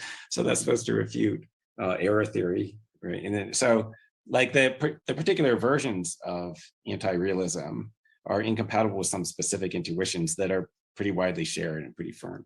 Like you should be able to test it by just like taking statements that view implies should be good statements and then seeing how they sound, right? Like, some of them sound wrong, right? So if it's an individual version of subjectivism, then like, compare. So if I approved of torturing babies, then it would be okay for me to torture babies. And so that seems false. Like, it doesn't sound true to me. I'm not an egomaniac. I don't think that me approving of torturing babies would make it all right. Well, that's insane. It's not that it wouldn't, but it would. I guess I would agree it doesn't make it like objectively right or something. But if how we're understanding what right is, I'm not inserting objectively into the statement. Like, I'm using all right in the ordinary English sense, whatever that is. Right. And then we just found out that that the ordinary English sense of all right is not a subjectivist notion. So here's a perfectly reasonable question. Humanity approves of it, but is it really good? However, on turbo-subjectivism, utterances like that would be a sign of confusion, but this does not seem confused at all. Just as I can know that I believe something, but still have doubts about whether it's true, I can know that I approve of something, or humanity approves of something, but still have doubts about whether it's good. That's consistent with realism, but it doesn't make any sense on subjectivism. Hence, realism is the intuitive view in this instance, and the anti-realist view is counterintuitive. And keep in mind, we're not arguing here that intuitions matter, just that anti-realism really is counterintuitive. So here's another counterintuitive implication of the view. Humanity, the collective of normally functioning adults, is morally infallible. The approval of humanity is what it is for something to be right or wrong, so anything endorsed by humanity is automatically right. Together, we cannot be wrong. Moral truth is guaranteed just by our approval. So, humanity is morally infallible is another example of a proposition that accords with a particular anti-realist theory that is very counterintuitive. Again, this is what realists typically mean when we say anti-realism is counterintuitive. Moral disagreement poses another potential problem for this view. What is moral disagreement on the view that normally functioning humans are the collective observers that morality constitutively depends upon? Take two people who disagree about abortion. What exactly are they disagreeing about? According to the theory, they're only disagreeing about what the conventions of humanity actually are. Does collective humanity approve of abortion or disapprove of abortion? But whether people approve of it is surely not what abortion debates, let alone all moral debates, are really about. That would be quite a discovery. If you and I disagree about abortion, we're not just debating descriptive facts about polling data. And in a similar vein, the view implies that we can make moral discoveries just by making discoveries about polling data. If you went into a coma for 5 years, and upon waking you found out that humanity now fully disapproves of abortion, it obviously doesn't follow that you also found out that abortion is in fact wrong. Yet, according to the view, you found out both at the same time. You undoubtedly found out that everyone disapproves of abortion, but there's still a huge gap between everyone disapproves of X and X is wrong. You can also easily imagine gaining a bit of moral knowledge without knowing anything about the status of humanity's approval. Yet another objection to this kind of subjectivism is a Euthyphro-style dilemma with respect to the conventions of humanity. As Humer puts it, why should we obey social customs? Either there are good reasons for the customs, that is, reasons that show the customs or the behavior they endorse to be good in some way, or there are no such reasons. If there are such reasons, then at least some evaluative facts exist prior to the customs. If there are no such reasons, then the customs are merely arbitrary rules. And why should we obey arbitrary rules? End quote. So I have a question about moral disagreement. Humanity doesn't universally agree about abortion, or certain cases of genocide, or owning other people as property. Does that mean that those things aren't wrong, or are only partly wrong, or what? Is consensus required for turbo-subjectivism? Maybe some problems could be avoided by constitutively grounding right and wrong in an ideal collective of humans, or perhaps one ideal observer. We could develop an ideal observer theory and say that right and wrong are constitutively grounded in this observer, that what it is for X to be good is for X to be approved of by such an ideal observer. So this is roughly why Humer considers Railton's ideal observer theory to be a form of subjectivism, as well as divine command theory. At the end of the day, I think those are the most plausible forms of subjectivism, even though A, that's not saying much, and B, plenty of people would push back on that classification. But the reason for such a classification is that a substantive question is in front of us. Subjectivists maintain that morality constitutively depends on an observer or observers. They're giving a particular kind of reductive account that shares important similarities with other reductive accounts. If someone believed moral properties were reducible to facts about rocks or something, but they called themselves a subjectivist, I would still not consider them a subjectivist. And likewise, if you don't call yourself a subjectivist, but you reduce moral truths to an observer or observers, I do consider you a subjectivist, regardless of what you call yourself. According to turbo-subjectivism, love that name, when we say X is right, what it is for that to be true is that humanity collectively approves of X. For the reasons above, I don't think this is a plausible reductive account of moral truths. So I decided to take your question as an opportunity to make a bunch of arguments against subjectivism, and some of you listening will complain that a lot of my case just boils down to the fact that subjectivism is counterintuitive. And to that I say, you're goddamn right. All right, so we are at the final question. There were some questions that were submitted a little bit after the cutoff point, so just hang on to those for the next AMA. But yeah, we've got the last question here from Agonized Candle. They say, are you afraid of death, and how do you cope with death anxiety as an atheist? People often use the Mark Twain quote, "I was dead for billions of years before I was born, and I wasn't troubled." But the 14 billion years since the beginning of the universe was only a finite amount of time, and it was eventually followed by life. But after we die, our non-existence will continue forever. How can an atheist live with the terrifying reality of eternal non-existence? Death anxiety was one of the main reasons that I decided to take Pascal's wager and convert recently. I never understood how other atheists were able to face death without becoming nihilists. Thank you for your great content, and sorry for not being succinct to my question. Well, so much for ending on a high note. Thanks a lot, pal. So, I mean, just on that one argument, well, not argument, but just the thought that life is meaningless unless you never die. I don't agree with that. I mean, the idea that you could somehow make life meaningful just by never expiring, like, that doesn't make a lot of sense to me. Life could be meaningful and we die.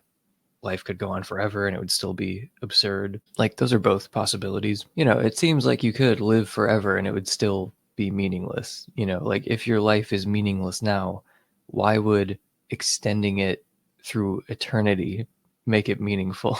Thomas Nagel in Mortal Questions talks about this kind of argument for life being absurd that so many people seem to find intuitive. It's often remarked that nothing we do now will matter in a million years.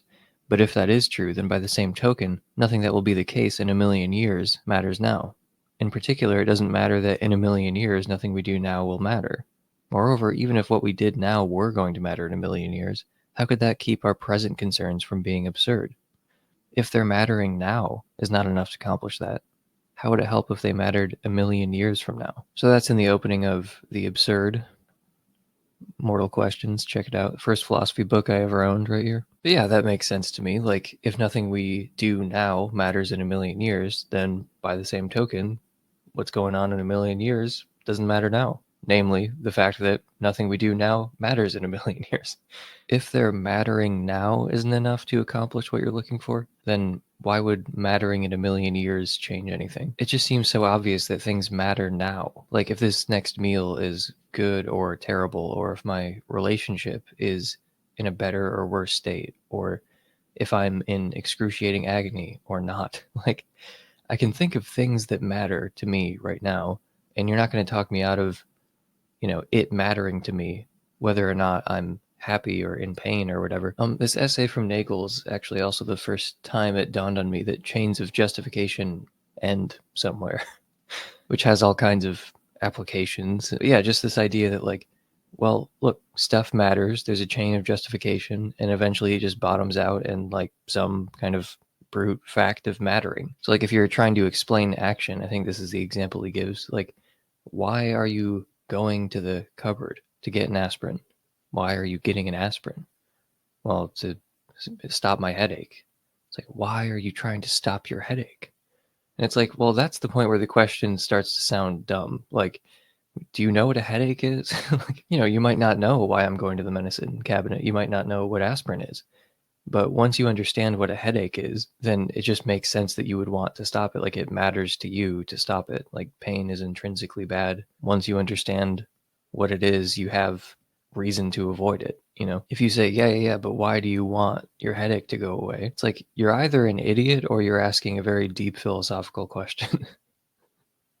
Maybe those two are not totally distinguishable all the time. I don't know. But yeah, I mean, Nagel actually writes really well about this kind of thing. But other things I've leaned on, there's this famous quote from Andrewian, who was talking about Carl Sagan's death. She was Carl Sagan's wife.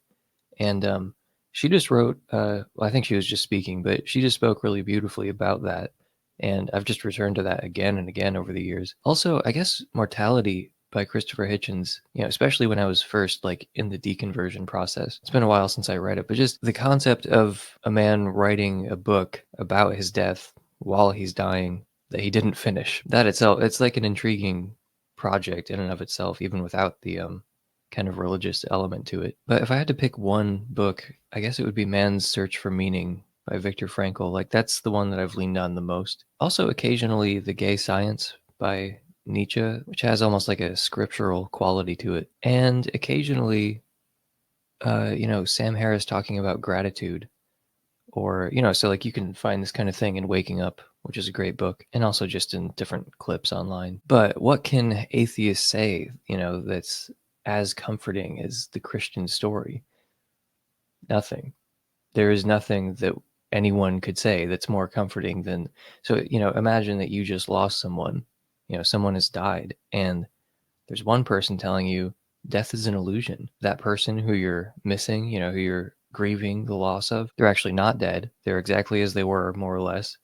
Nothing happened, actually. Like, there was just kind of this superficial transition. And yeah, everything's fine. Nothing has fundamentally changed. Okay, so what can anyone say that's going to be as comforting as that? I mean, there's no story that we're going to tell that's going to be as good as, well, in fact, this whole death thing is not real. It's just an illusion. I mean, Graham Oppy brought this up in his conversation with Alex O'Connor. It's like, if you're disposed to argue like Jordan Peterson, which I'm not, but if I were, you could use his own style of argumentation against him. So Peterson says things like, well, you say you're an atheist, but your actions betray you because you're not a rapist murderer. So that just proves that you're not really an atheist, because wouldn't we all be rapist murderers if God didn't exist? I guess that's how he thinks. So it's like your verbal behavior of saying, I'm an atheist, doesn't count. That doesn't reveal what you really think. But you not constantly stabbing people, just you're going through the grocery store, and as you're putting things in your cart, you're just stabbing everyone along the way. That reveals that you really do believe in God. Oppy pointed out that there's this article by George Reyes who said that, like, well, Christians are very sad at funerals. Like, they think that their loved one has not died. I mean, maybe in a very superficial way, but they're still alive. They're in this resort, basically. They're in this happy place, much better than Earth. Yet they seem so sad. They should be happy for them. First of all, they're going to be reunited with them in the blink of an eye. And second of all, they're in a wonderful, magical place. And it's like their behavior doesn't seem consistent with that at all. So if you're disposed to argue like Jordan Peterson, then you can say, oh, you're a Christian who believes in the afterlife. Well, pretty sad at this funeral. Now, like I said, I am not disposed to argue like that. I do this weird thing where I take people at their word for what they say. And, if they think something and tell me that's what they think, I believe them. It's really odd. It's a weird quirk I have. But nobody knows what happens when the physical brain dies. Consciousness is publicly unobservable, so it's not like we can check. Yeah, we can't just observe what happens. But yeah, the physical brain dies. What happens to consciousness? I mean, there's no shortage of ideas that people have. But I think when it comes to, dealing with death as an atheist, I think people just have totally limited imaginations about this. They think like, well, you're an atheist, so you must think X, Y, and Z. Like, you must think that experience ends completely when the physical brain dies, because that's the theology of atheists, I suppose. But, atheism is just the lack of belief in God. And I've always said that. No, I mean, atheism is, it's different things to different people, but it's really just like a negative position on one thing. I think it's the belief that God doesn't exist, or, for most people, that God probably doesn't exist. I know that people use religious mechanisms, I guess, to explain how it is that we live after death. But first of all, you can believe in a soul and not be religious. You can believe in a soul and be an atheist. And if that sounds just like that's just contradictory, then it's like you are so steeped in just contingent cultural categories that you just can't understand like the concepts that are in front of you. The concept of a soul is just an immaterial substance that interacts with the physical body. It's like, oh, well, if you don't believe in God, how can you believe in an immaterial mind that makes a difference to the physical body, and the physical body makes a difference to it? It's like, what? What are you talking about? Like, what do these two things even have to do with each other than the stories that people who believe in God often tell involve a soul? Okay, well, the stories that people who believe in God often tell involve electrons too. I mean, does that mean I can't believe in electrons? Well, most people who believe in electrons also believe in God. Okay, so you can believe in an immaterial component of personal identity in the mind as an atheist. There's no contradiction there. There's not even a tension there. There's literally no conflict whatsoever. So it's like the soul is the most important part of believing in the afterlife. I mean, if you believe in a God, then it doesn't matter what your philosophy of mind is, because an omnipotent God can resurrect the dead. Like they can, did I just use they, them pronouns for God? God can raise the dead even if physicalism is true. So, I mean, like, if there's an omnipotent God and he promised an afterlife, then it doesn't matter what philosophy of mind theory happens to be true, or if none of them are true, because God can ensure an afterlife, you know. But if you're an atheist, then there are just different options you have available to you. Like Michael Huemer believes in reincarnation, and he's an atheist or pretty close to it, either agnostic or atheist. Oh, death as an atheist. Okay, so how does Michael Huemer deal with death as an atheist? I don't know how he feels about it, but I mean, he does believe that he'll be reincarnated. I guess that's part of how he deals with it as an atheist. So, and you know, I mean, I'm fairly agnostic about the afterlife. There just seems to be so many options, you know, for us to continue existing. Like there are just so many possible ways it could happen. And because I'm like not sure how consciousness fits into nature, I just can't be certain or like anything approaching certain about what happens to consciousness when the physical brain dies. I don't know that experience will end. I mean, I can work out the like implications and entailments of different theories. So like I can be sure that if reductive physicalism is true, then experience comes to an end. I can't be sure that if substance dualism is true, one thing happens or the other. I mean, maybe the soul is annihilated upon death. I don't know. Like substance dualism could be true and there could be no afterlife. You know, if dualism is true, that doesn't mean I'm going to go to heaven. That doesn't mean that I'm going to be reincarnated. Like you have to actually like think through these issues. You know, it's not obvious what the answer is, even if you start just, okay, for the sake of argument, let's accept substance dualism. Let's accept panpsychism and think about the implications. How, you know, what happens upon death if panpsychism is true? Like the answer to that is not obvious, you know. I mean, sometimes you can work out like, okay, on this specific version of panpsychism, here's what happens. But like different versions of panpsychism yield different answers. Yeah, I mean, ultimately, I am agnostic about the afterlife. I mean, there's only one way to find out for sure, and I will someday, and so will you. So will everyone who's hearing my voice right now. I just remembered there was a debate between Christopher Hitchens and Sam Harris on the one side, and David Wolpe and Brad Artson on the other side, where they're talking about the afterlife. And that was an interesting debate.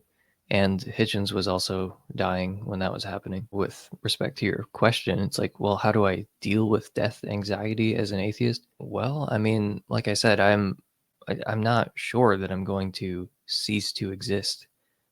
It seems likely to me, if I'm being honest, because when I'm saying I'm agnostic, what I'm agnostic about is whether consciousness continues after death. But that doesn't really answer the question, or doesn't like take a strong position on personal identity.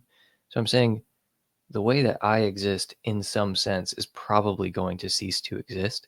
But arguably, I've already done that like a million times in my life, where like in that like thinner sense of me, it's like, okay, well, in that thinner sense, I have already died many, many times. So not sure it's really a big tragedy. So it does seem fairly likely that I will, in some sense, cease to exist. But perhaps in a broader sense, like my stream of consciousness might continue. I don't know. That's something I really can't be sure of one way or another. And it's not just that I'm not just like a skeptic about certainty, because any reasonable person is a skeptic about certainty with this. I mean, I literally don't have like strong feelings one way or the other about whether my consciousness will continue in some form after the death of my physical brain, because it's consistent with panpsychism, it's consistent with dualism, and it's consistent with Mysterianism, and those are my three favorite positions in the philosophy of mind. Those are the three most plausible positions in philosophy of mind as far as I'm concerned. I see some evidence of an afterlife, you know, but it's not strong evidence. You know, I really do need to look into near-death experiences, because I kind of took a cursory look at it many years ago, made a podcast episode, but I haven't really dug deep into these cases. And, it's so frustrating because everyone assures you that there's something here, that there's like a there. And whenever you look, it's pretty underwhelming. Like I've never been knocked off my feet by things I've heard. And, every time I have heard something impressive, it's so obviously unverifiable, it's like, well, look, if that's true, then that's pretty interesting. But it's just like, let me give you an example. So I was listening to Capturing Christianity because there's this NDE documentary that came out, and he had the director on the channel. And the director says, like, point blank, he's like, these experiences, like, they don't happen to Muslims or Hindus where it's like their religious views are kind of like confirmed or something like that. He said people see a bright light, or they see ancestors, family members or something, or they see Jesus Christ. But that's it. Those are the three things people see. Hindus don't have experiences with Vishnu, like Muslims don't have experiences with Allah or Muhammad or something. And then someone sent in the super chat and they said, you're a liar. Like, I can verify that there are Hindus and Muslims who have exactly the kinds of experiences you say they don't have. And the director folds immediately and says, well, yeah, sure, that may be true. But you can't verify that these experiences happened when they were clinically dead. Okay? Like, he's like, well, we can't verify that they were clinically dead when those experiences happened. What? Okay. So, like, I mean, first of all, if that's the standard you want to introduce, then the most impressive NDE stories for Christians go out the window. And that was affirmed by the other guest that was on Capturing Christianity, who appeared in the movie. He was like a cardiologist. And he says that, like, yeah, there are spectacular stories, but the medical record on what happened to them is like sparse or non-existent. And he's like, when you look at the most impressive case that actually has like extensive medical records that go along with it, where doctors and nurses are meticulously taking notes about what was happening, then he talks about that case. And in terms of the level of spectacularness of that case, it's very middle of the road for like what you hear. But he just went with the best case that has like the most evidence supporting what the claims were in the NDE case. But anyway, this is what I'm talking about when I say every time I look into NDEs, I am not inspired to look further. Like, there's this director of this NDE documentary, and he's like, I converted because of NDEs. And then he just gets caught straight up lying about NDEs, that they like uniquely confirm Christianity. He's confronted about that lie. He immediately admits that he was lying without really admitting it, and then invents a new criterion that he didn't mention that he obviously doesn't apply to his own. Like, anyway, I'm just saying, that kind of thing, or like some other similarly discouraging thing, happens every time I look into NDEs, where I'm like, why am I wasting my time? Like, it's either the most spectacular story you've ever heard with like nothing that would help me as someone who's just reading about it really believe them. Like, anyway, I'm still going to look into NDEs in a little more depth, but I'm just saying, every time I've looked into it, I have not been inspired to continue looking into it. The kind of evidence that religious people will offer of an afterlife, it's not that it doesn't matter at all. It's not that there isn't a range of quality of NDE cases. Some of them are hard to explain. And when you look at the kind of attempted reductionist explanations of the higher quality cases, they strain credulity. So I'm not saying that, like, of the evidence that religious people typically offer of some kind of afterlife, that it's all totally like we can just dismiss it and not, think about it at all. But of what I've seen, it's not that there's no evidence, it's underwhelming, especially when you think about, again, people just have a really limited imagination about this. There's a lot of unexplored terrain. And this is part of why J.L. Schellenberg, I think, is one of the great atheist philosophers, because he, at the conclusion of the hiddenness argument, he starts talking about ultimate reality, and he almost starts sounding like a mystic or something, talking about the nature of ultimate reality, and at least alluding to that there's all this space that's just unexplored, And I think the same is true of consciousness in the afterlife and so on. So just to return to the original question of like dealing with death anxiety, it's like, well, it's not like I have a set view on what happens after death. So it's not like I'm sure that when I die, the lights just turn off. That's definitely what happens. Now, when I was more certain of that, I didn't really have death anxiety. I was pretty happy just to be alive in this moment, and things matter now. And I wasn't that bothered. Like I feel like I work too much, but I'm having a good time overall. um, yeah, it didn't really bother me. I was kind of like an Epicurean about death. I didn't think that death was really bad at the end of the day. And I don't really have those views now, but I'm just saying when I was younger, I didn't really have death anxiety as an atheist. And I'm relatively way more afraid of death now than I was. I don't know why that is, but I'm just more afraid of death now. And I would love to not die. I do not believe atheists who say that they want to die, basically. I mean, I'm, exempting people who are suicidal and have mental health issues. I'm just saying, like, otherwise mentally healthy atheists who say, oh, I wouldn't want to live forever. That is equivalent to saying, I want to die. So I'm not suicidal. So I don't want to die. I don't understand why people say they do want to die. Geez, I wouldn't want to live forever. That seems like a very plausible example of cognitive dissonance, just the classic, the fox can't get to the grapes and says, I didn't want them anyway. They're probably sour.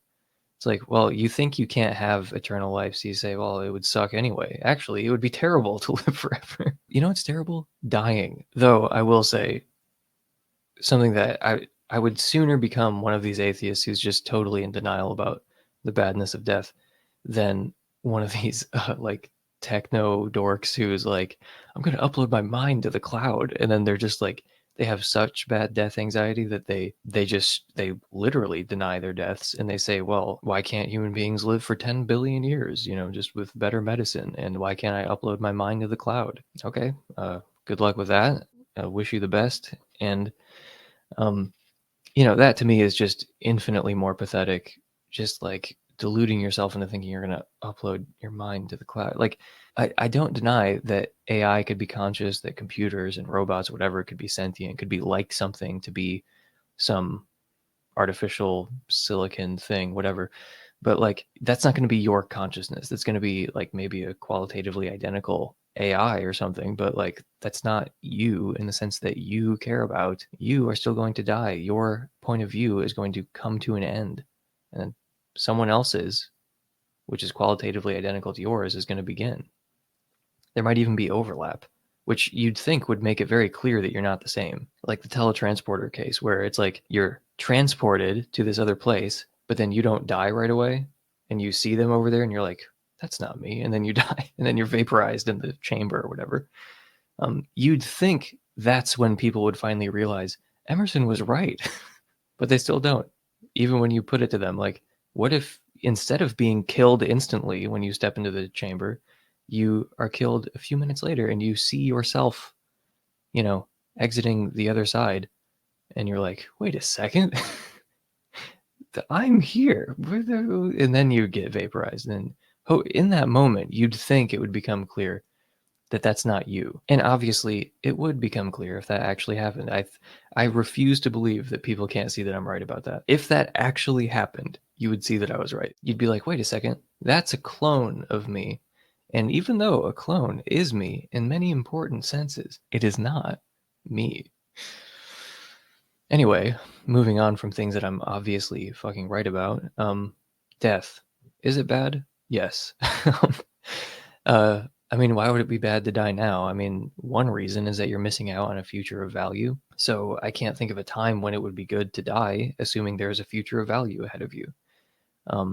If it's going to be a low quality, I mean, people have really obvious objections to this. Like, oh, but what if it's a horribly low quality existence? It's like, well, then it might be good to die because you don't have a future of value in front of you. But assuming that things can continue, like this, more or less, and the quality of life is decently high, you're reasonably mentally and physically healthy, the environment is not like hellish, then like I can't think of a time when I would want to die. So yeah, eternal life. I mean, you don't have to live your entire eternal life at once.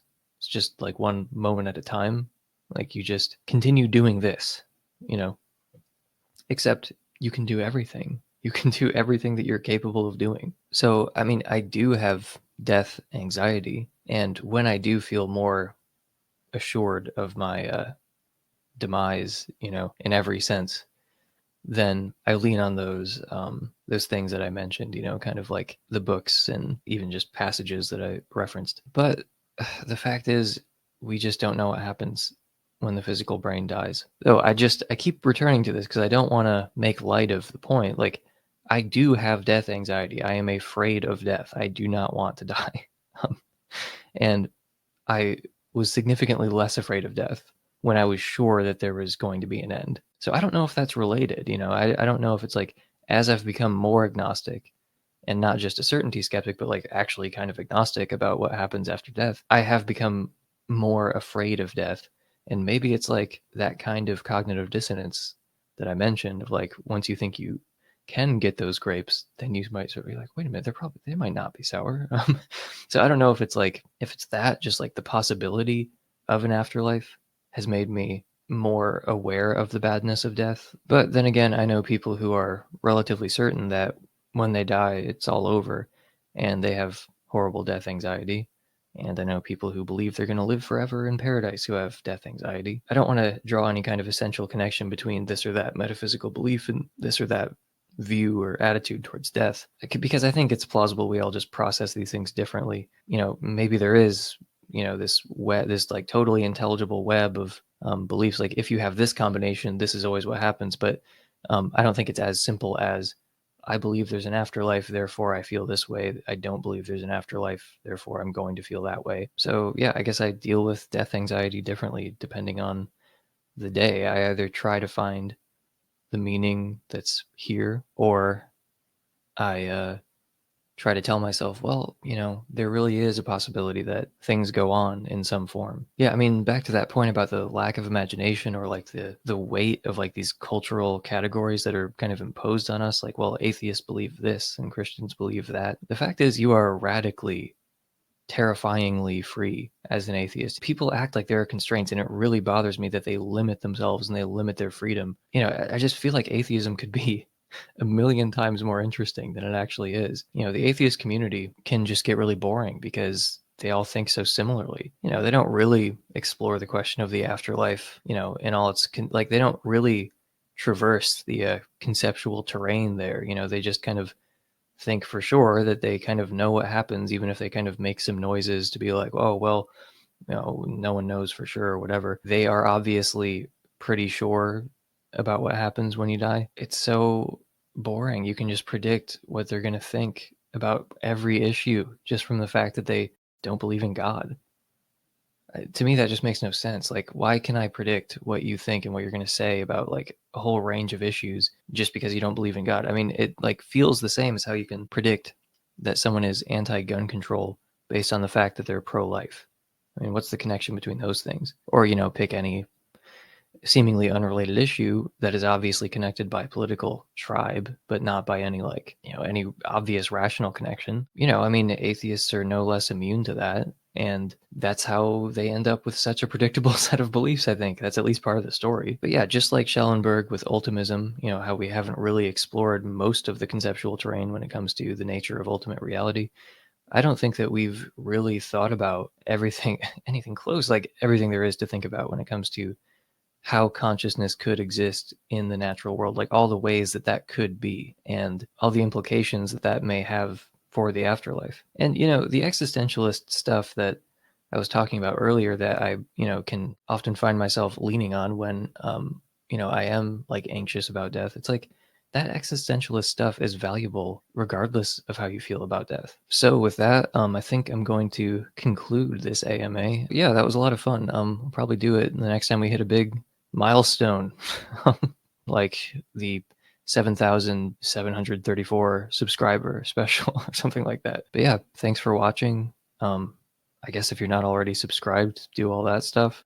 Give me money now, money please, money now. Money me, money now.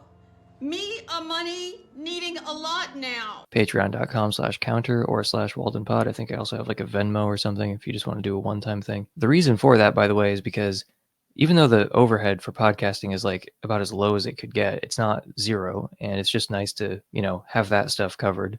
And also just the more that I get from that, the more I can take off of work and spend more time doing this. So, which I already do. I mean, I work 4.5 days a week because of patron money. So the thing is, like, a weekend and like a half a day is not enough to really release a lot of content on a regular basis, but it's enough to give me like a little window where I can work on it every week. So that's why it exists. So it can like keep happening.